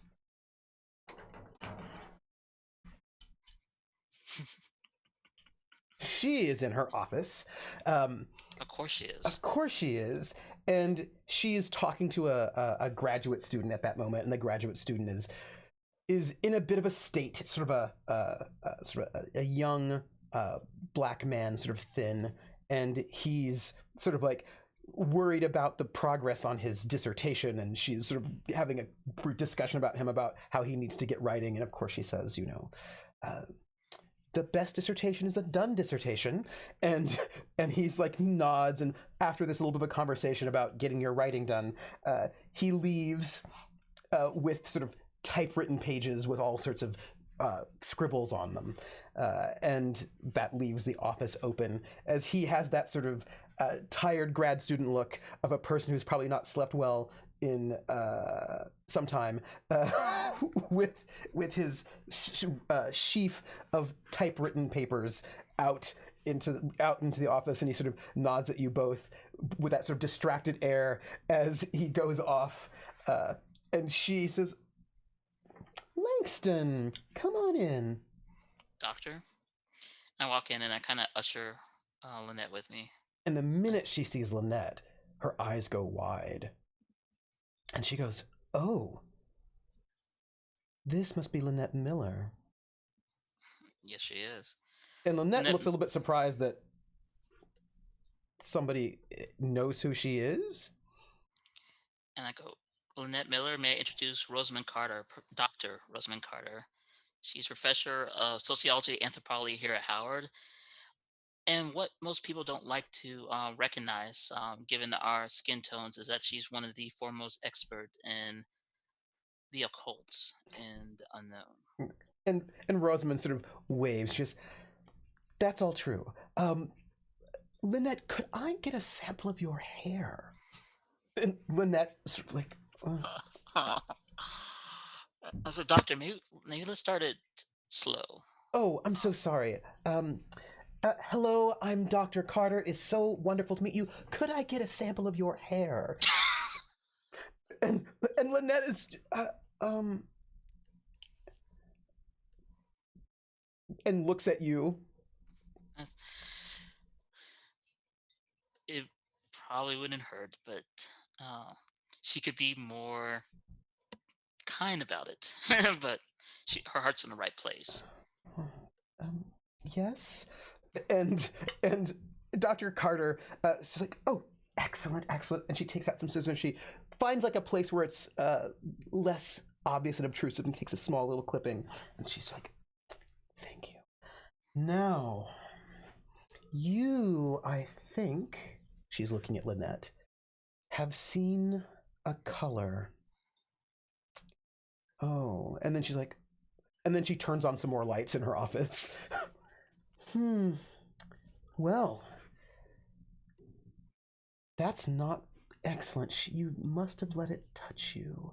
And she's like inspecting Lynette, who's feeling very awkward right now and a little bit exposed. Um, Mr. Wright? Doctor, maybe let's rewind this a little bit. Oh, Um, Lynette here happens to be one of the few people on this God screen Earth that has seen something spectacular. hmm. I think that requires a certain sense of appreciation, and also when she gets through this, she's going to need a hand to both tell her tale and also to grow from this experience. And I think Hmm. that maybe you might be the right person to teach her some of what happened and maybe become an expert as well. Maybe Oh. talk about that. What I'm trying to subtly do out of character is Mm-hmm. frame it not as a science project, but as a person. Yes. Yes. But Rosamund's like, ooh. And Rosamund's like, oh, studying. Yes. And then Lynette goes, I was accepted to Howard last year. Rosamund's like, oh, were you? Well, then why didn't you come? And Lynette is like, well, I couldn't. I had to work for my father, to support my father. And Rosamund's like, oh, yes, these things are always very difficult. Hmm. Well, I don't know if there's much we can do, but we can look into it. Some people work as well as study. That might be possible. But if you had experiences, you might be able to be a very good research assistant. I would love to hear more about what happened with you. Do you have?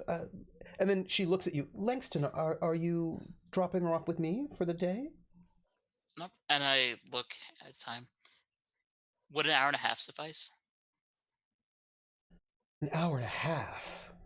Oh, I was hoping for a few more hours than that. I would take her out to dinner. I have to be ready by nightfall. We have a friend visiting, and I look her directly in the eyes. I plan to meet this friend and Langston, end is this it. wise?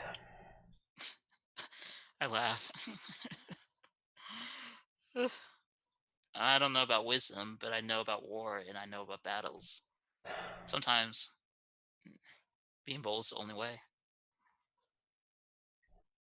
Leave her with me, and you can pick her up after dinner, before night falls. We'll have an early dinner. And she looks around her office, and she's looking around her office for something, and you don't know what. And then she gets up and she walks over to her bookshelves, which have all of these sort of artifacts and carvings and masks. And she picks up a small wooden carving and she brings it over to you. And it's a small wooden carving of, it seems to be some sort of an animal, probably a monkey, probably. And she hands it to you and she says, this is a trickster god and it should bring you luck. I'll take it and then look at it for a second. And there's a couple times my mouth opens and then closes and I bite my lip and I'd be like, thank you.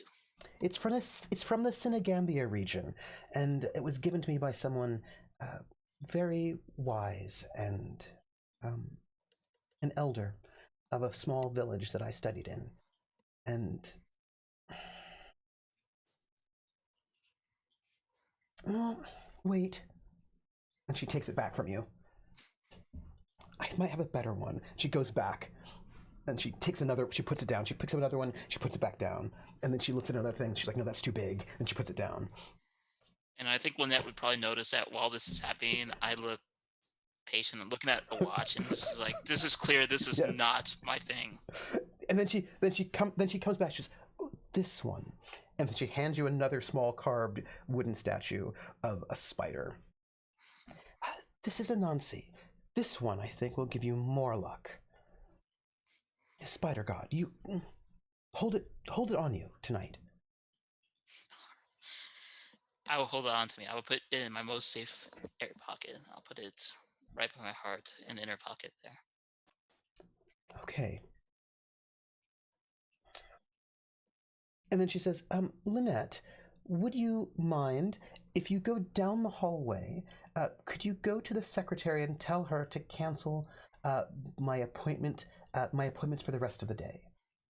And Lynette's like, oh, all right. And she gets up and she walks out. And the minute she leaves, Rosamund looks at you.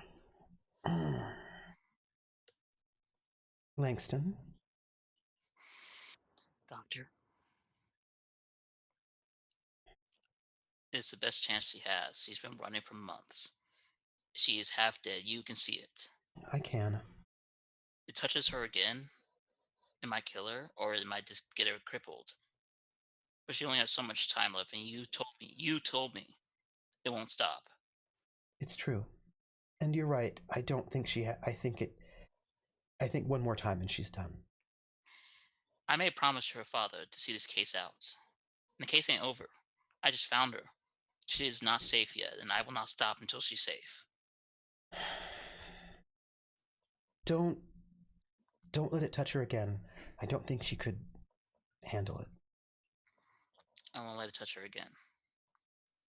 I have a plan. I grin. I have a scientific plan. Well, at least you have my charm to help you. Look, Rosa. I this is gonna hurt me more than it's gonna hurt you. And in fact, you're gonna love it. I believe you. I believe everything you said. Oh, I'm sorry. I don't think I heard you. I Uh-huh. believe you. And I believe there are things that I will never know about this world. I believe there's infinite possibilities and possibly infinite horrors there. That whatever this thing is weird and outlandish and completely here and hunting. And if that's here, then who knows what other weird things are out there. But I believe in this. I believe in human ingenuity. I believe in science and technology, and that there's been problems and situations since the dawn of mankind, and we've always persevered and achieved based on our ability to understand the facts and create technologies to get us. And we know two factors. And you're already telling me it's reversed light and it's hurt by electricity. Yes. That's all I need to know for now. We have electricity in abundance, and I happen to have that as my tertiary specialty. All right. Langston, stand up. And I'll stand. She looks you up and down as if trying to memorize your face and your features. And then she looks a little awkward, and then she gives you a hug, and then she like pushes you back, and then she pats you on the shoulder, and then she pats you on the shoulder again. She's like, well, you'd better be back. Plan to be. Trust me, if I would be the martyr, I would have done that a long time ago. I'm sad to say that I think I'm meant to be the survivor for the rest of my life. Well, I will just say, you're not allowed to go and die on me because now that you've admitted that I'm right about things, we can have more conversations. I walk towards her and it's like, look, just because you're right doesn't mean I'm interested in some of the far-fetched. Well, there was a story that you'll find very interesting about a young man from Africa. It was the 1920s. No, but it's about curses. You'll find this very... Langston? Right. as I imagine you're walking out. Yeah. And Lynette is walking back as you are walking out of the office. And I'll stop her on the way. He's like, I need to get ready. I'll be back before sunset, and then we'll go to the power plant. And then she says, "Okay, I'm ready for this." And I go, one other thing. Rosa puts on a strong face, but be gentle with her. She's going to want to know a lot, and she's going to be scared. She knows way more than I ever will. She's been studying this stuff for years, decades. But you have the lived experience. You have the knowledge. That adds more power than you know. So, Okay. and I reach up to start touching her shoulder, and I stop. And I just instead bring out her hand. See you tonight. We'll get done with this. All right. Okay, tonight. Okay. And And then, she goes into the office to have a long conversation with Dr. Carter. As you go where? I believe this is what we call a montage time. It's a montage. Because everything is for preparation work. Yeah. So I'm going to, if it's abandoned, I'm investigating the site. Mhm. I'm also looking at what the power coupling situations are, Mhm. and I want to see exactly what I need to do to create the Faraday cage. And I can't think of a good pun to make it a color date cage. And then from there, it is a matter about using, and if you want me to, I'll roll, is to getting as much of the supplies I need to create that cage based on what's not at the power plant. Mhm. I'm home aloneing this shit all over. That kid was a sociopath in Home Alone, but nonetheless, and dangerous. I need from you, you have basically all day, right? We've got like 3 or 4 hours to work on this. I need an electrical repair skill from you. And you get to sort of try to create a trap for this creature. And you're going to get, however, it's a 10 to advance is what you need, but you get a +2 because you have studied this thing and you've gotten a lot of information from Rosa about how this thing works. And you also get a +2 for your preparation because you spent all day preparing for this. So you've taken time. So you need a 10. So what role is this again? This is Electrical repair. electrical repair. Mm-hmm. I don't have an electrical repair skill. I have. I think you do. I think you do. Let me see. Where's your character sheet? Hello, character sheet.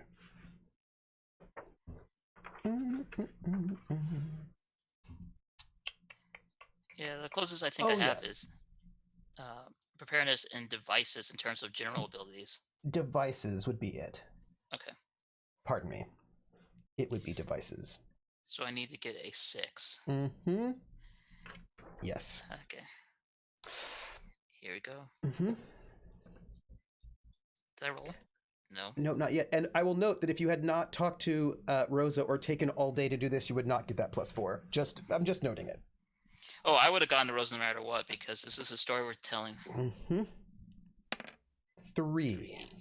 Okay. And 2. That's a 5. You are down by 1. Here's the thing: there is an extra problem that you can take to get 1 more die. I'm taking that problem. Or you can hold it where you're at. I'm taking the problem. I am a thorough man. And this is a time where I feel like thorough preparations are needed. So I will go the extra mile in problems I would take to make sure that, at the very least, I have a reliable metric, even if I'm not sure it'll work. But at least as far as I can be concerned.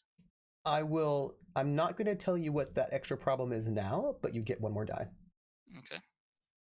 You will get to know what that is a little later as a surprise. Ooh. So you are in this abandoned power factory, and the power plant itself is by the water. It's by the river, and it is, it's abandoned, but it's not old, right? It is in perfectly good repair, and it is gleaming, and it is fresh, right? It looks like a good plant, but all of the windows have been tarped. Everything has sort of been blacked out so that no light would be able to escape this power plant. Clearly, they're concerned about bombing, and being bombed. Like that's a real concern for sort of people in this moment. And it has got all of these, and it's this massive, and it's like one of these old, it's like the 1940s, right? So it's this huge old power plant that's got sort of like remote spaces. There's like sort of woods and trees, sort of parks or things around it. There's a lot of space around this thing on the outside, and it's sort of large and cavernous. And you're working in the day, and nobody sort of bothers you. But as you're sort of searching around this place, you see evidence that someone has been here. You see evidence that there's like a cot that has been sort of set up in one of the corners of this power plant, with some evidence of like some wrappers of food. So somebody has been staying here. You see, right, the row of power plant vans outside, and one of them is missing. Probably the assassin's been hanging out here while they're in town, probably. But the place is sort of set up, and you work. You don't have a lot of time, and this job is a lot. What you want to do is a lot, and you don't have a lot of time. But here's the thing about you. This is what you do. You are a scientist, and you are someone who you're not going to be able to get a job for it, because no one's going to give you this job at this point in time. But you are better than all of those people at the observatory that you work with. You could have a job and do such great work as an engineer, but they're not going to give you that job.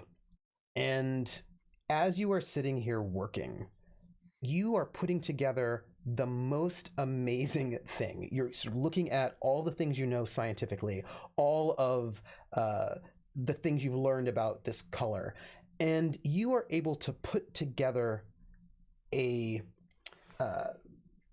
you have to rewire everything, right? So, and it's a lot, and you're like, do I have the time to do it? But you do. You're able to rearrange the wires of the generators, sort of create a way to sort of bring out like a flood of electricity in the center zone of this power plant.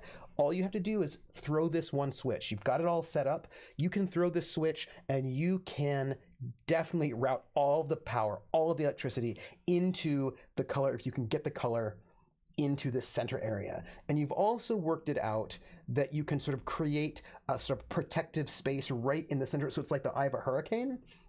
So there could be someone in the center who themselves would not be blasted with all this electricity, but and a field around them would go. And it's beautiful. What you've created is amazing.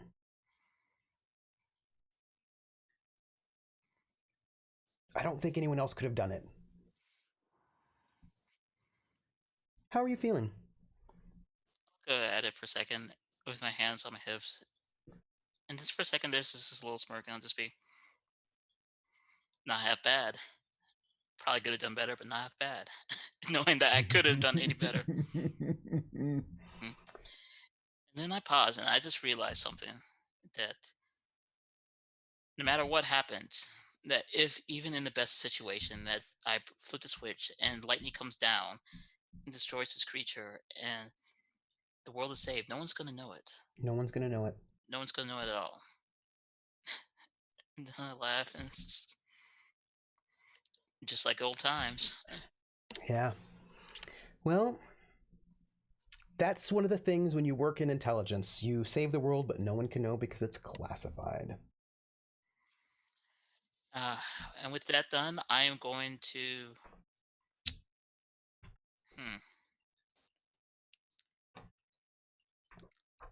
How much time do I have left before I go there?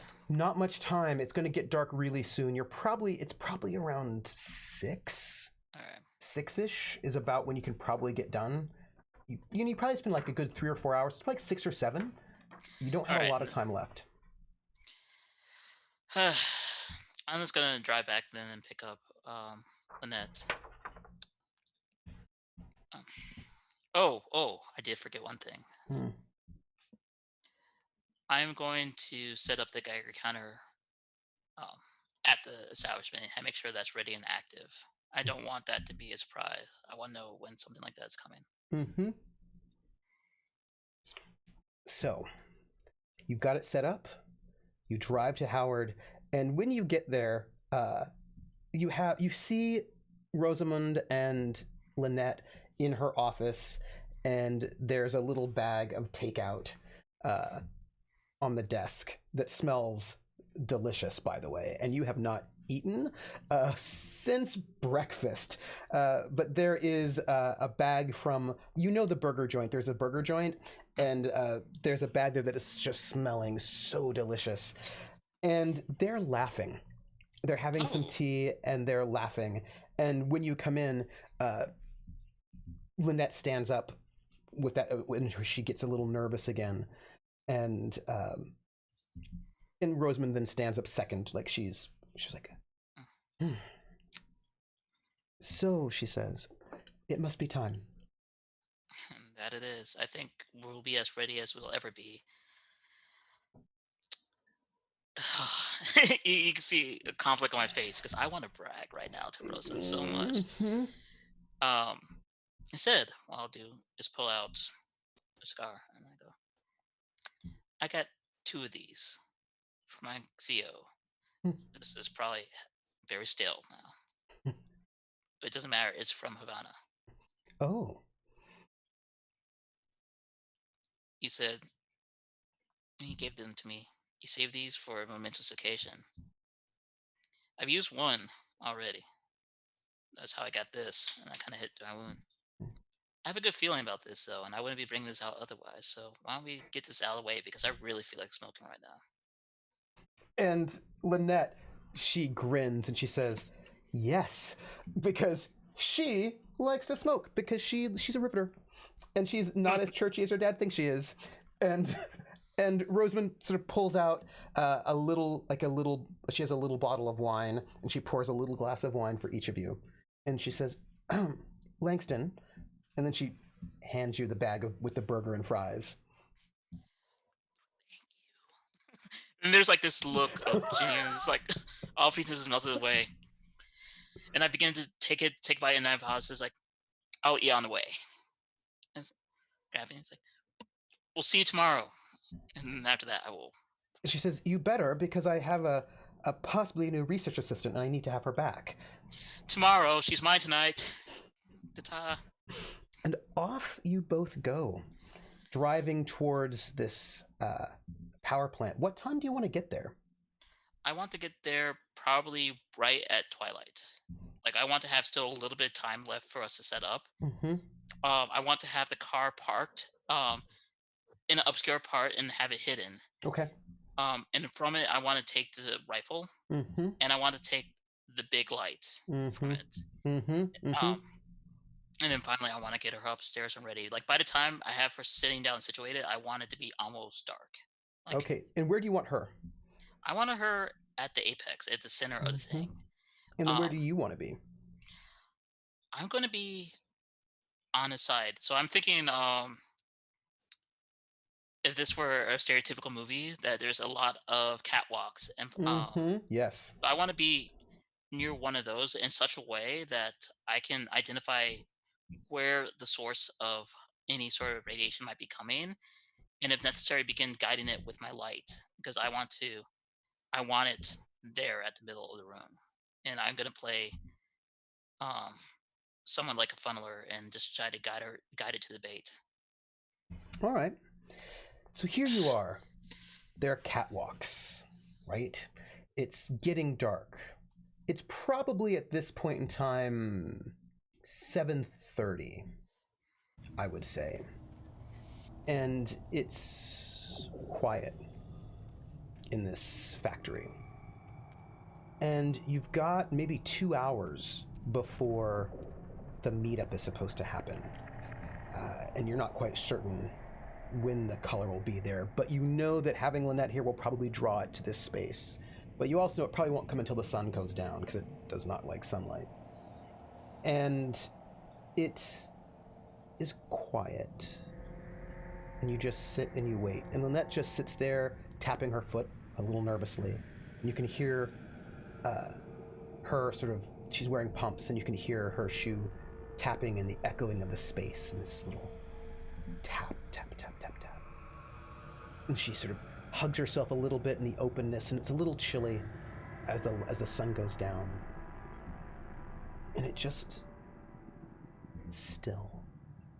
Nothing. And then you hear a car right around 9:30-ish. The thing has not arrived, but you hear this car, and then the door to the power plant opens, and in walks that arrogant, somewhat insecure Russian scientist that you saw at the war bonds party. And this man walks in with his sort of tweed suit, and he's carrying a metal briefcase, a fairly large metal briefcase, and he's looking nervous. And he sort of walks in, and he calls out, "Hello?" And I will note that Lynette, when she heard somebody coming in, she skedaddled, right? She heard a car, she heard sort of doors walking up, so she hid behind some machinery. Probably like she did back when Walter was murdered. She did not want to be there for whoever it was that was walking in the door. And this Russian agent walks in, he goes, "Hello?" The scientist. He doesn't see anybody. So he walks in, walks around, he just kind of stands there, and he ends up standing, and it's dark, basically in the center where that eye of the hurricane is. He doesn't realize it. He just happens to stand there. He's waiting. Taps, taps, taps, taps. And then you don't hear a car, but the door opens again. And another man walks in, and this man also has a briefcase, but it's not a metal one. And this man walks in. He looks at this at the physicist, and he says, "Do you have them?" And his accent's much thicker. And Boris opens up the case, and you see these 3 long tubes, right? Cylindrical tubes that are glowing slightly. And then he shuts the case. And the other guy goes, "Excellent." And he opens up his case, and it's a case full of money. Like, there's a lot of money in this case. And he shuts the case. And he hands the briefcase full of money over to Boris, and then he takes this briefcase full of these 3 cylinders. And you recognize the cylinders as being from the lab, which had the sort of the glowing rocks in them. And then Boris says, "Thank you." And the man says, who came in with the money, says, "Your service to the Soviet Union is appreciated. With this, perhaps that we will not be so far behind the capitalists, because they will destroy us if they could. So thank you. Thank you, comrade." And Boris takes his money, and he starts to skedaddle. He starts to leave, because, you know, he is... he wants to leave as soon as possible. And as Boris is walking out, he's like, he turns to leave, and the guy, and you can tell he's got he's sort of like a muscular guy. He looks, you know, you've been in the OSS. He looks to you like a professional, like an agent of some sort. And he's holding this briefcase, and Boris is walking out, and he turns back and he says, "Oh, I'm sorry, but did your man take care of all the loose ends?" And the agent says, "I'm sure he will. I have not heard back from him yet, but he always gets his man or woman. I'm sure that all loose ends are destroyed. If not, we will take care of them." And Boris nods. He says, Good, because I don't want to risk my position at the university." And the agent says, "Don't worry. You are a very good asset. We will keep you safe and alive." And Boris nods, and he turns and he walks out. And as he's heading towards the door, he lets out this maddening scream. Ah! As he looks in horror and in shock. And coming through, seeping through the wall, is this thing. This thing. It's larger than you thought it was. It's not small. It's as big as... it's bigger than a car. And it's glistening. And it's this cloud of pale colors that looks like death. And it passes through the exterior wall, searching for something. And as it moves completely into the power plant, there is this... as it moves, it billows. It sort of undulates in this way that seems unlike what a cloud would do, and it sort of floats slowly. And you can tell that it is aware and that it is seeking something that it has tasted before as it moves closer and closer into this building. And the minute it gets fully in, there is a sense of dread. There is a sense that this is a hunter. And whatever it is not natural to this place. And I need a stability roll from you.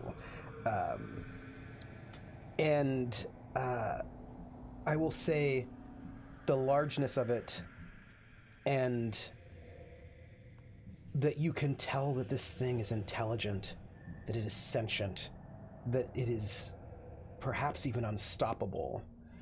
This dread and this hopelessness starts to creep on the edges of your mind, and the question is, can you resist it? You need to hit stability 10 to advance. I only have one instability, so I can't hit that number. You do have... you can take an extra problem for another die. Let's see. Let me roll first and figure out where we are. Also, hold on. There's another thing for you. You can use your Geiger counter expert. I believe that would also give you... that will give you... yeah. That will give you a couple of moments for this, as the Geiger counter starts to rapidly, like, tick, tick, tick, tick, tick, tick, tick, tick, tick, tick, tick.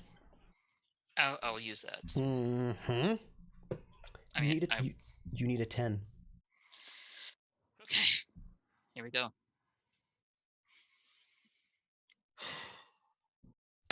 2.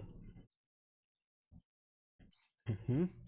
I take the problem. I need to at least get close enough so I don't lose my shit. I'll take a problem. I will give you a problem. Ugh.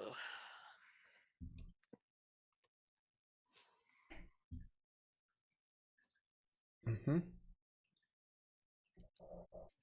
Why don't you read this problem out so everyone knows what is happening with you? War wound. Shrapnel has a way of sticking in your ribs, you know? The war wound may not be visible, but damn if you don't smart when you get moving.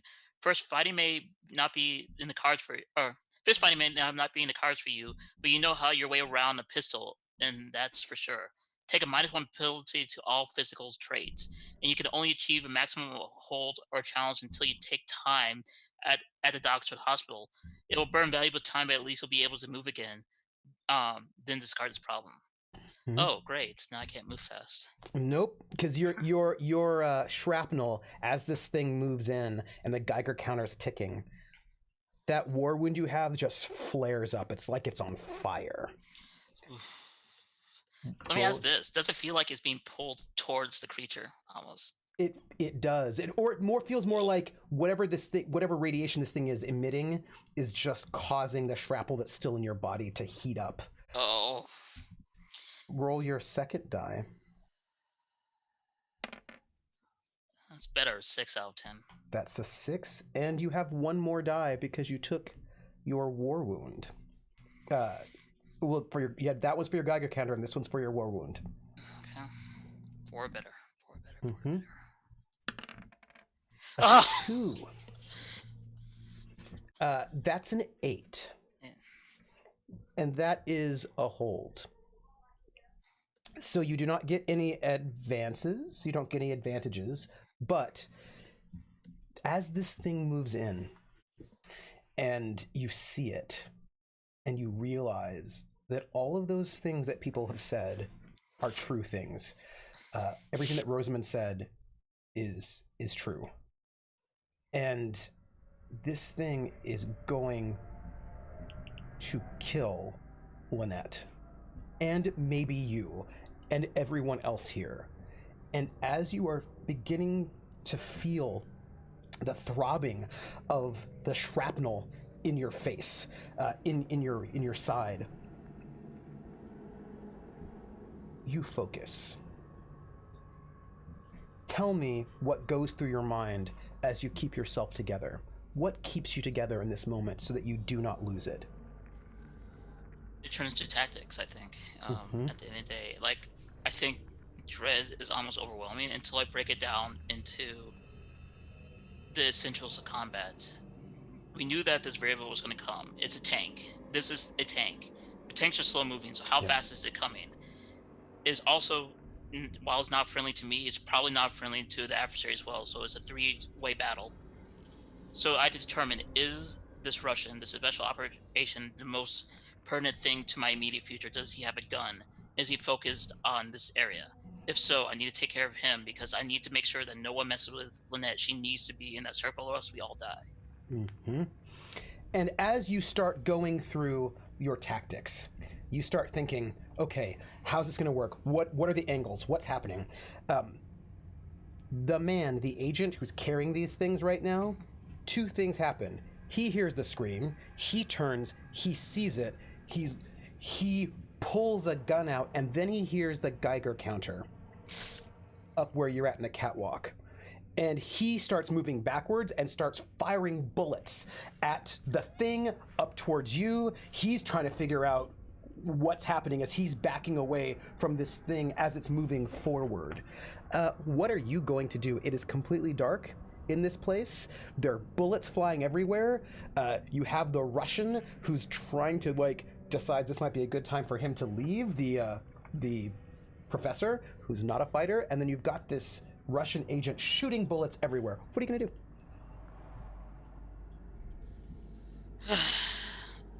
Here's what I'm going to do. I'm going to stay completely still even though bullets are flying at me. Mm-hmm. And I'm going to take...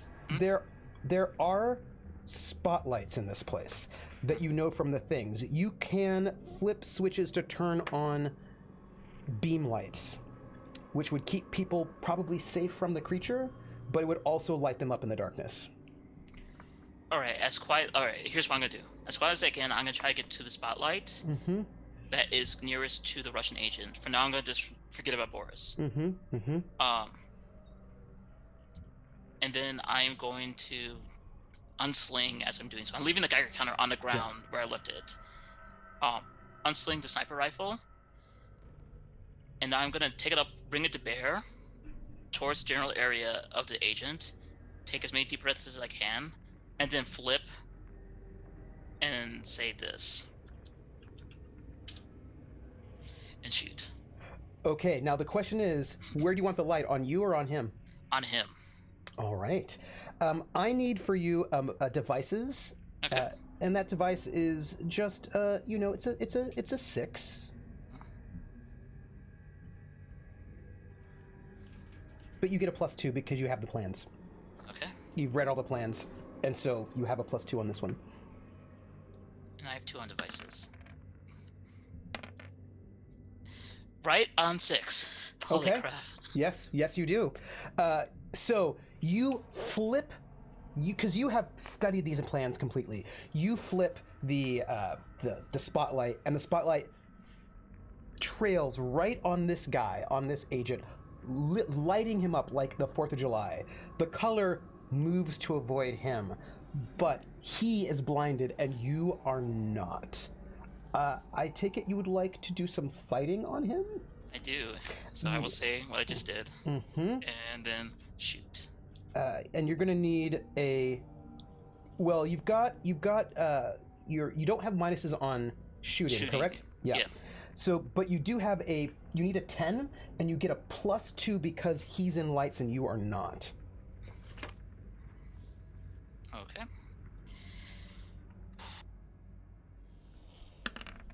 Why do I?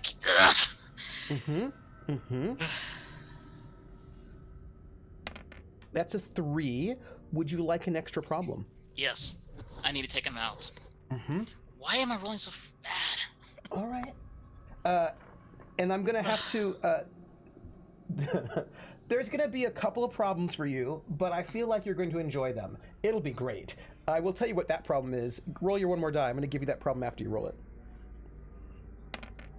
There we go. That's okay. 10. Okay. All right. That's a full 10. So, I need you to roll athletics. Oh, and this is gonna have a minus on it. You need a 6 to advance. Okay, and it's -1, unless you add anything extra. Okay. That's a 1. What's your athletics? It's 2, so I have one more roll. You have one more roll. A 4. 2. Oh yeah, 4. So it'll be, yeah. Okay. So what's your total? It's going to be a total of 3 because of the -1. Okay. So, flip the light. This bright spotlight hits this agent who's got his gun and he's blinded for this moment. And you say something to him and you take your shot at him. As you do, that muzzle flash gets the thing's attention and it turns towards you. And it creeps much faster than you thought it could move. It just swoops in towards you, coming to envelop you. And you take the shot, and you have to sort of roll away from this creature, this thing, to try and not let it touch you. And you can't even see what happens to Dimitri in this moment as you're blinded by these colors that are somehow beautiful, but also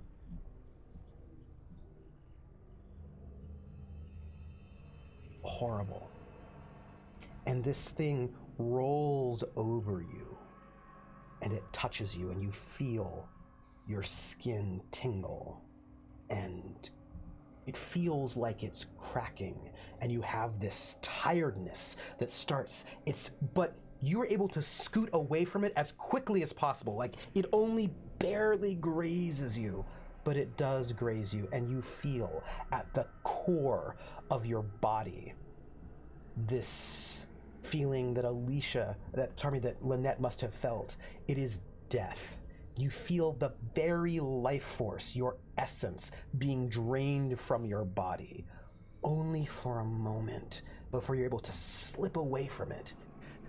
And you know that this is something that she has been dealing with multiple times, and this is the thing that killed Walter, and you can just remember him disintegrating before your eyes. You are outside of it, but you do not have long.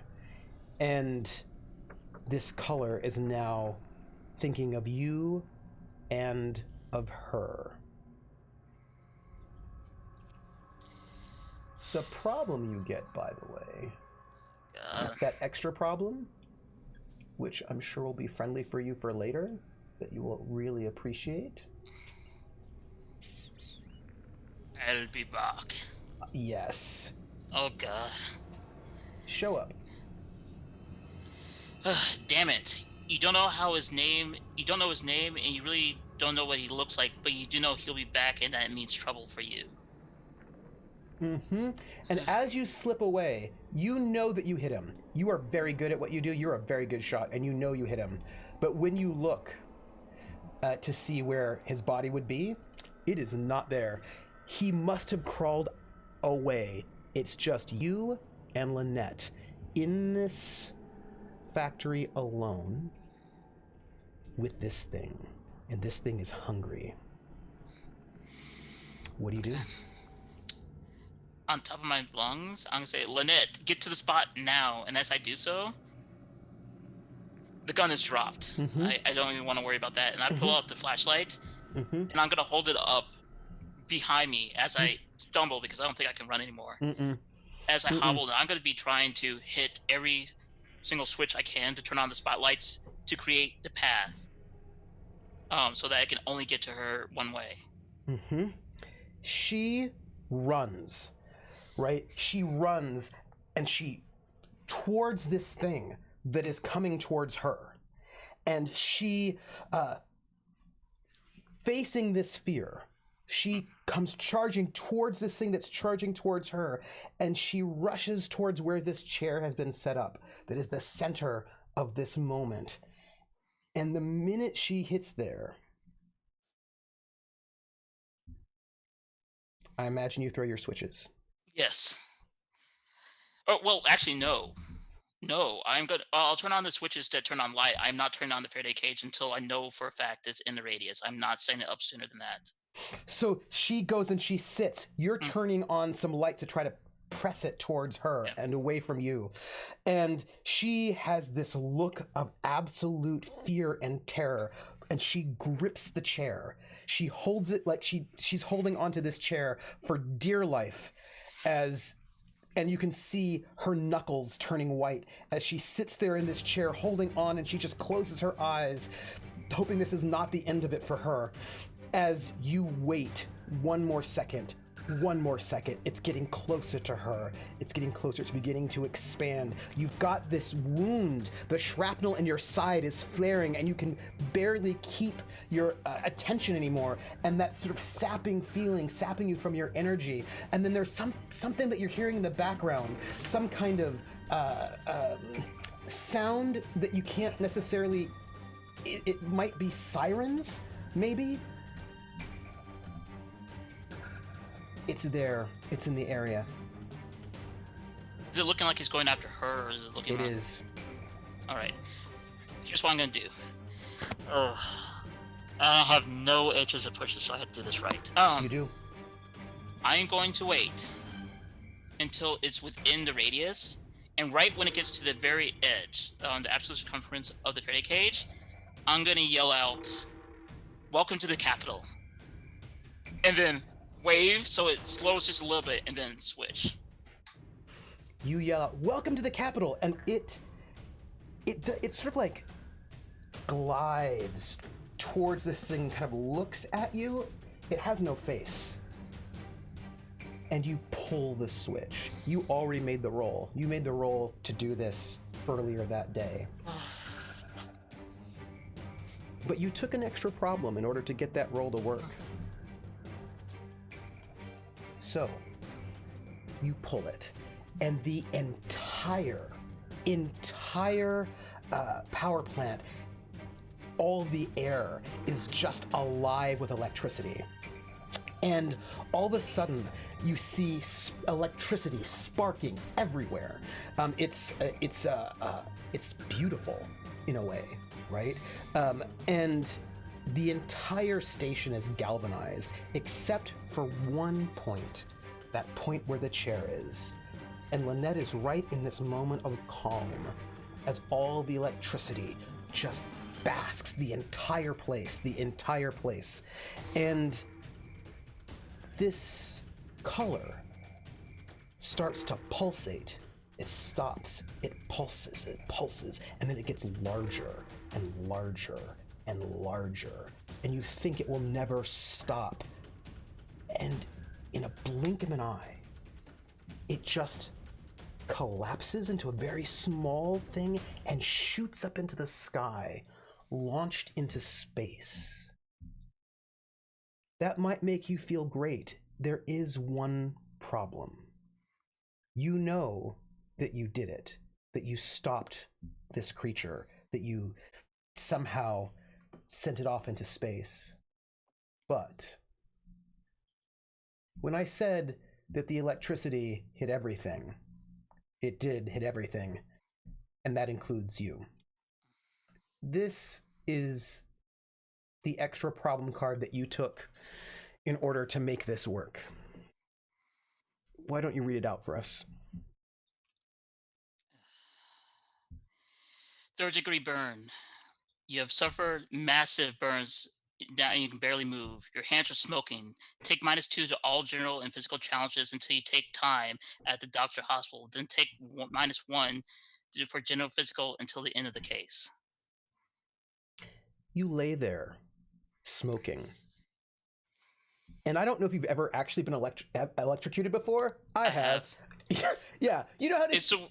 You're a kid. You poke things that you shouldn't be poking. Like you want to get away, but your body actually clings to the pain. Mm-hmm.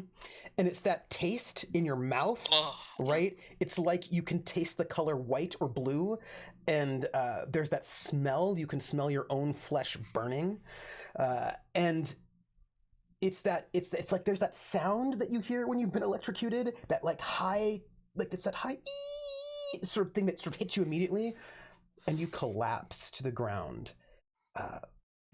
Every part of your body on fire, not literal fire, but you are shaking, and you've got parts of your muscles involuntarily twitching as you lay there.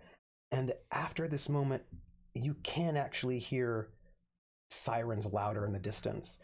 Lynette rushes over to you. That was my question. She's okay though, right? She's okay because you made the trap effectively. And she rushes over to you, and she goes, "Mr. Wright? Oh, Mr. Wright!" And she like takes off her jacket, and she pats down parts of your clothes that have burnt, that were still a little bit on fire. And she's like, "It'll be okay. It'll be okay."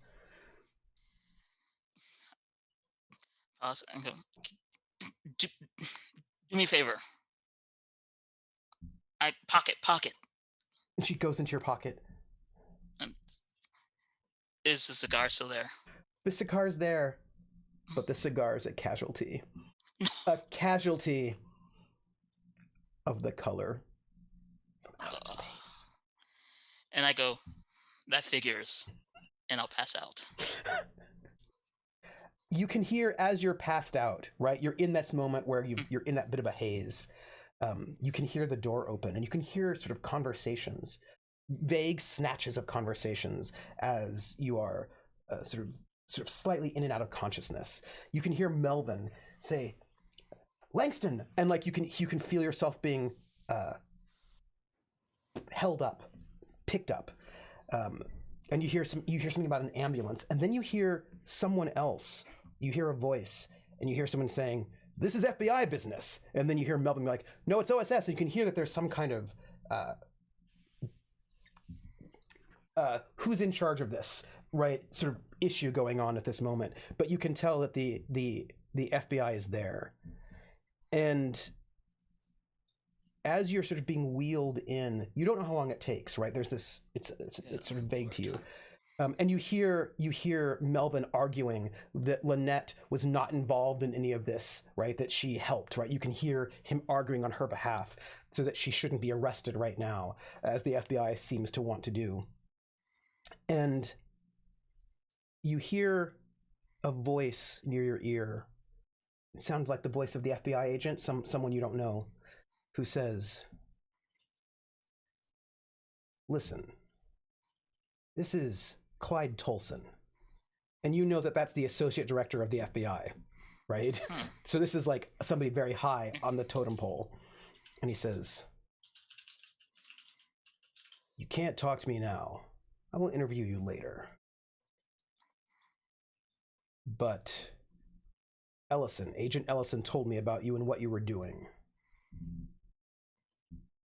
I'll take care of this, but know that the big man knows your name and will expect a favor from you." Am I in a state to even respond? Yeah? You're in pain, but you can respond. I'll say, what's new? I'm here to serve our country. But Elson, and then I cough. Elson, he didn't make it.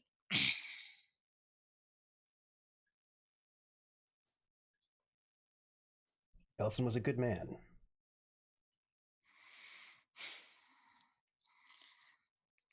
I just wanted to save the girl. We'll see what we can do.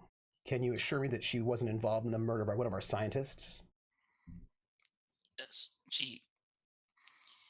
she has the misfortune of being in the wrong place at the wrong time. That's it. All right. Thank you for your service to the country. I salute, but And by the way, you get a brand new problem. Would you like to read it for the chat? Oh God, what? No. Yes. All right. Hoover knows you. Continuity. You've just caused trouble for J. Edgar Hoover, and he knows your name now for better, but more likely for the worse. You have just pissed off the head of the FBI.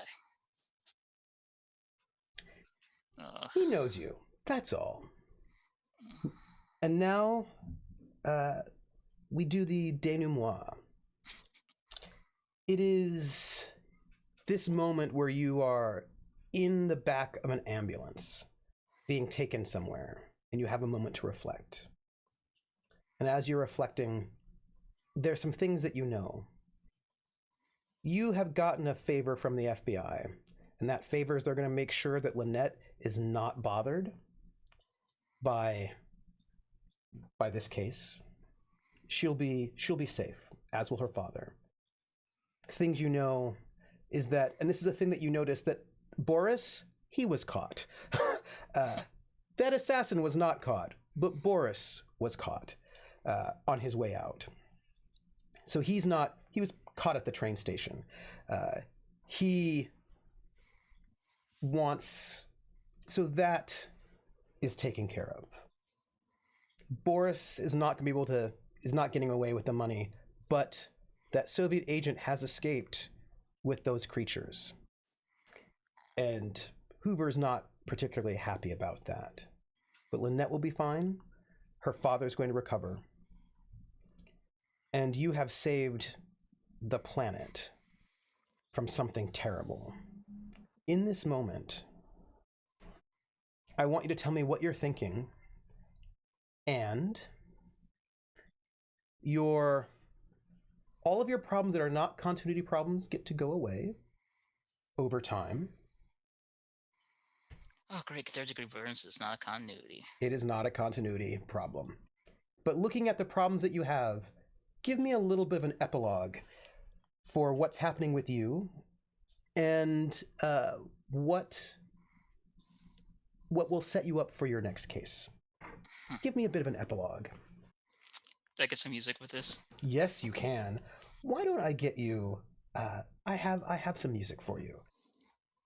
Here you go. I think it's this one.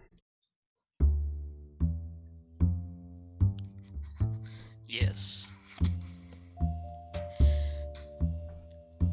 No one ever said things are going to be simple, but you know what? I learned in the war a long time ago that the simple things are the ones that are not worth doing. At the end of the day, I shouldn't be at all unhappy. I've saved the girl. I saved her father. Hell, I saved the world even though no one is going to actually let me know. No, that's going to be Hoover's bag. You're never going to see a case solved by black man that white man will not take credit for. That's all right. I did my little part of it. All I really want is some normalcy, but you know how ways things are. They get a little bit complicated because, when solving this case, I let too many problems and too many loose ends open. For one thing, there's a reverend. No. I'm not talking about my reverend. I'm talking about the one around the hall. But guess what? That's a scandal. And you know what? I trust my cousin, but he's still loose lips. And that thing is going to paint all over me, and I'm going to have to deal with those things. And I will Just tell got you the about man. I'll tell you about him. The story gets out, and the Reverend pays back the money to the parishioners, and then he's not seen of again. Rumor has it he moves to Los Angeles and starts a church up there. Yeah, that's another thing I learned in the war. Sometimes the bad people, they get the best Indians. You still gotta do what you gotta do. And then there's those cops. I like to say that they got their comeuppance, but you know what? Let's be honest. This is DC. They are DC. And I'm just playing in their world. I have a feeling that I'm gonna see them again, and they're gonna give me a hell of a time. I can live with that. Oh, but I got some good news for you. You know, the observatory, they gave me a promotion. I'm now up to 2 days a week of janitorial service. You know, I saved the world, and my reward is an extra day of mopping floors. Then there's Lynette. She made it. Like, I didn't think she was gonna make it, but she did. I don't know how well she's gonna be for the rest of her life. That thing took a lot. Not just from here, but, from here. But she's smart and she's willful. And you know what? I believe that Dr. Rosa will have use for her. She has seen something that no one else in the world has and lived to tell a tale, and that's something. As for me, got a couple burns, but is that any worse than shrapnel? I'm still walking, maybe with this cane, but I'm still walking. You know what? I'd like to talk to you more, but I got a date to go to at the club. I owe this lady a drink, and I wanted to pay my dues. But I got a feeling we'll be talking again, maybe sooner than I want.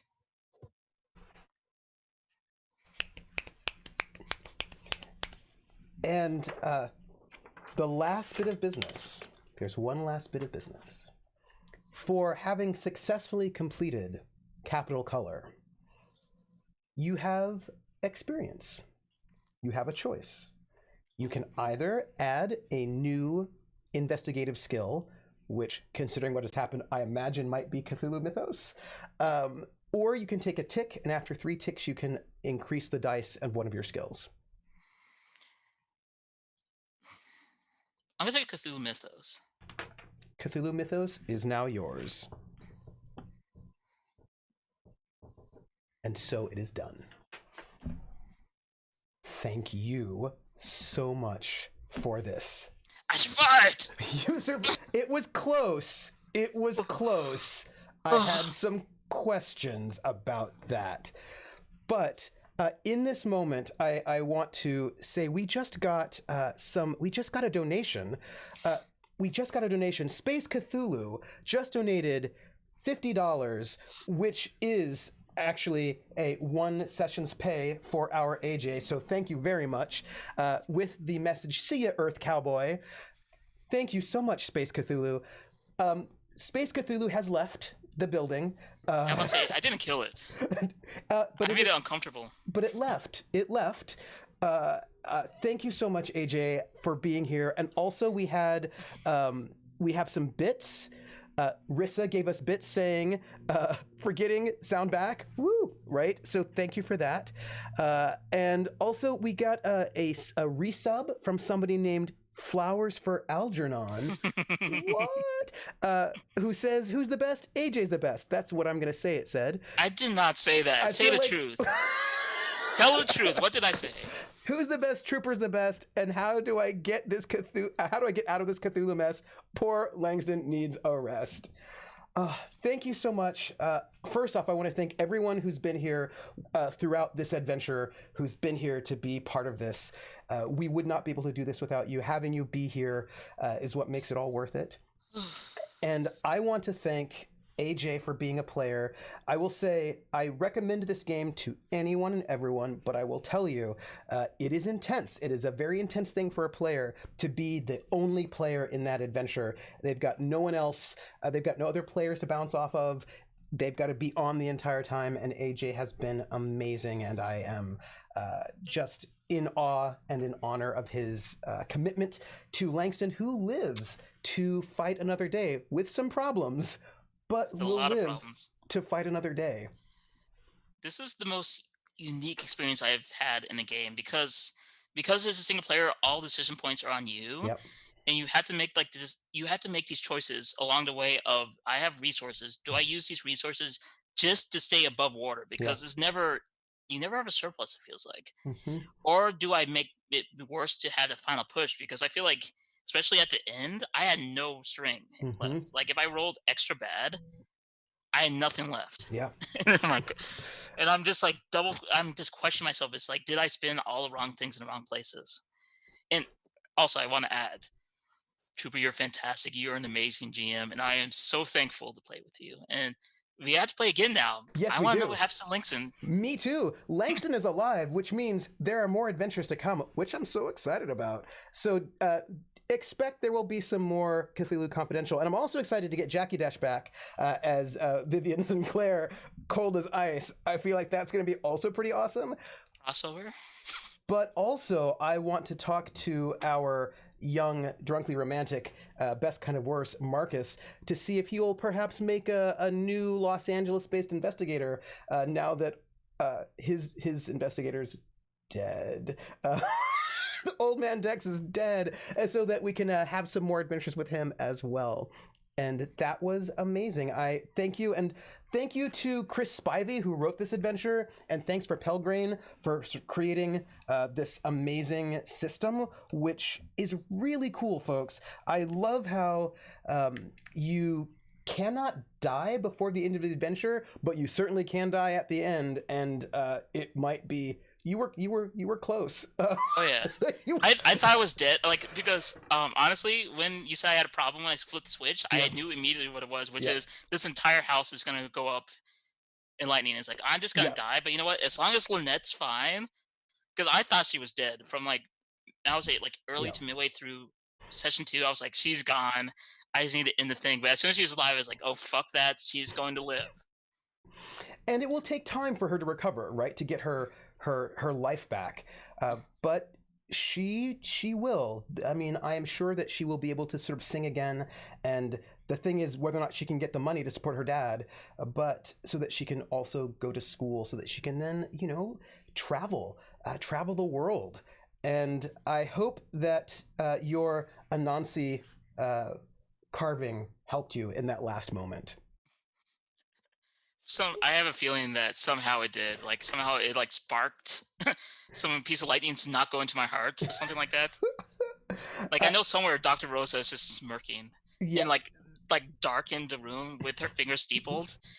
Because let's be honest, like Chris, if you're watching this, you need to make an adventure about Dr. Rosa because she is like she's so great. There's something going there. She's so great. Kulan asks, I wonder if you could run multiple character stories independently and end up having a multiplayer climax session at the end when they realize they're working on the same case. So what's interesting is that this is an adaptation of the Gumshoe system, which is made for groups. So they have Trail of Cthulhu, which is their sort of main one. What I would probably do is have people make 2 characters, right? Make a Cthulhu Confidential version, which because the skills they work slightly differently, and then the larger Gumshoe version, so you can do your solo and then you can join up afterwards. I think it's totally doable. Although I think it's interesting because I think that this is my understanding that inspired by the innovations they did on the 1-to-1 version, I think they're going to want to integrate some of the things they did in Cthulhu Confidential into their larger one. So for example, pushes is unique to Cthulhu Confidential. And I think they really like that mechanic, and I think that they want to sort of bring that into the larger one as well. Which is pushes saved my life multiple times. Yeah. They're really interesting because they give you they will get you into that car. Like if you want to steal that car, they will get you that car, but then you don't have it when you need to calm somebody down or convince them to be bait, right? So those are things. Do you need the Gumshoe core book in order to play Cthulhu Confidential? No, you don't. All you need is the all you need is the Cthulhu Confidential book. This has all of the special rules for how to do this individually, and this comes with 3 investigators, 3 adventures. It comes with the 3 adventures that we played on stream: the Fathomless Sleep, Capital Color, and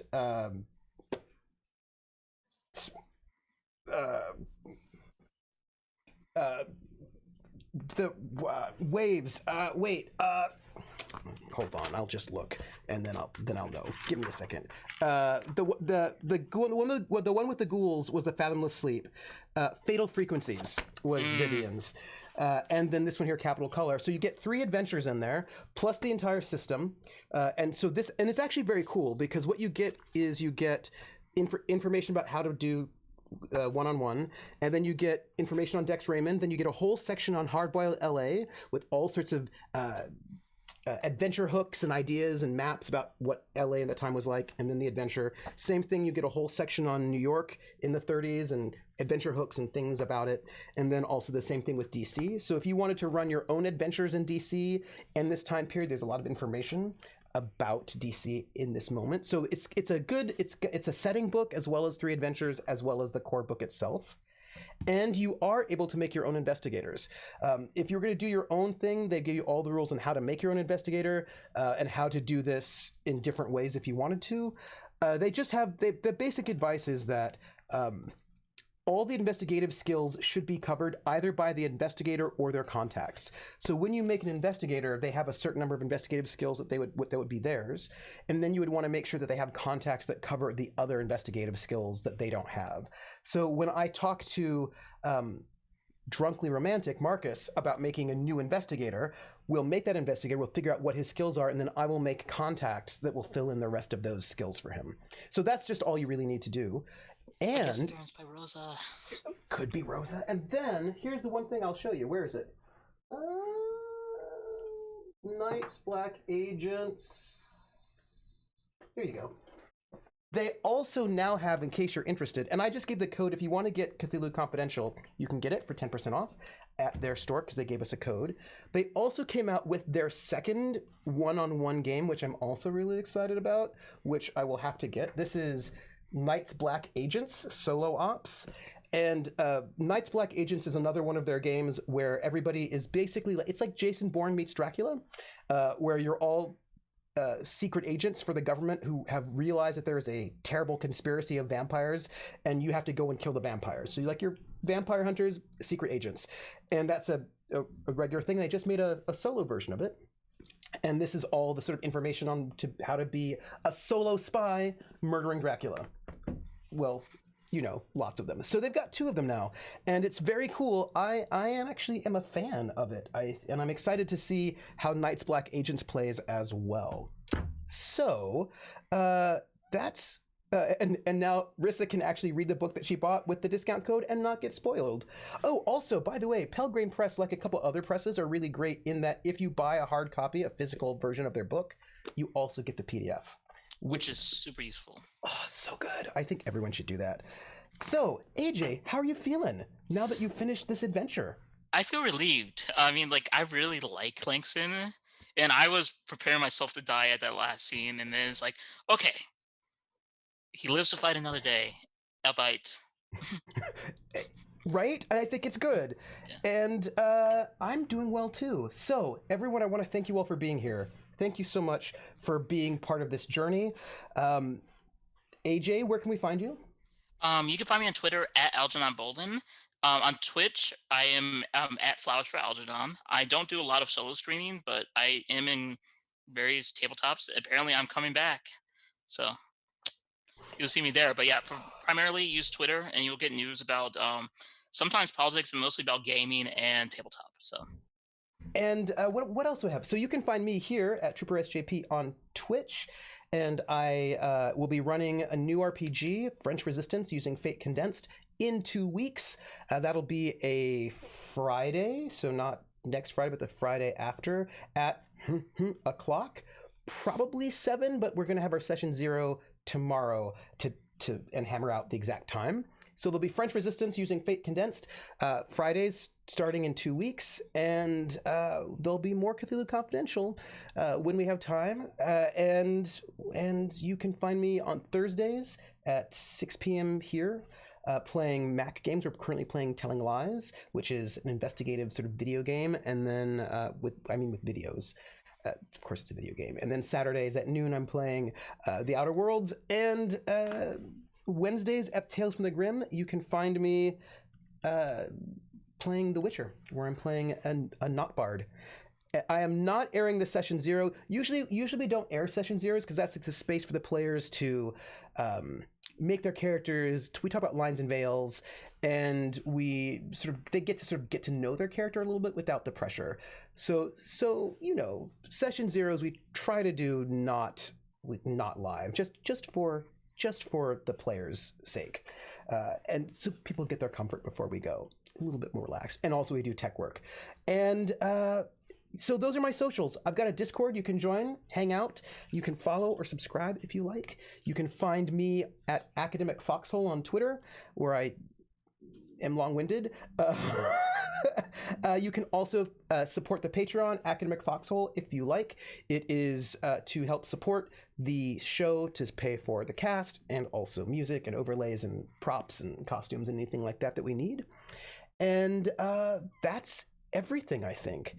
And you should YouTube Session Zero after the game finishes. It depends on what that Session Zero looks like. It depends on what it will look like. We will see. So that's it, everyone. I want to thank you all for being here, and take care of yourselves. All the love, and I will catch you all on the flip side. Bye, everybody.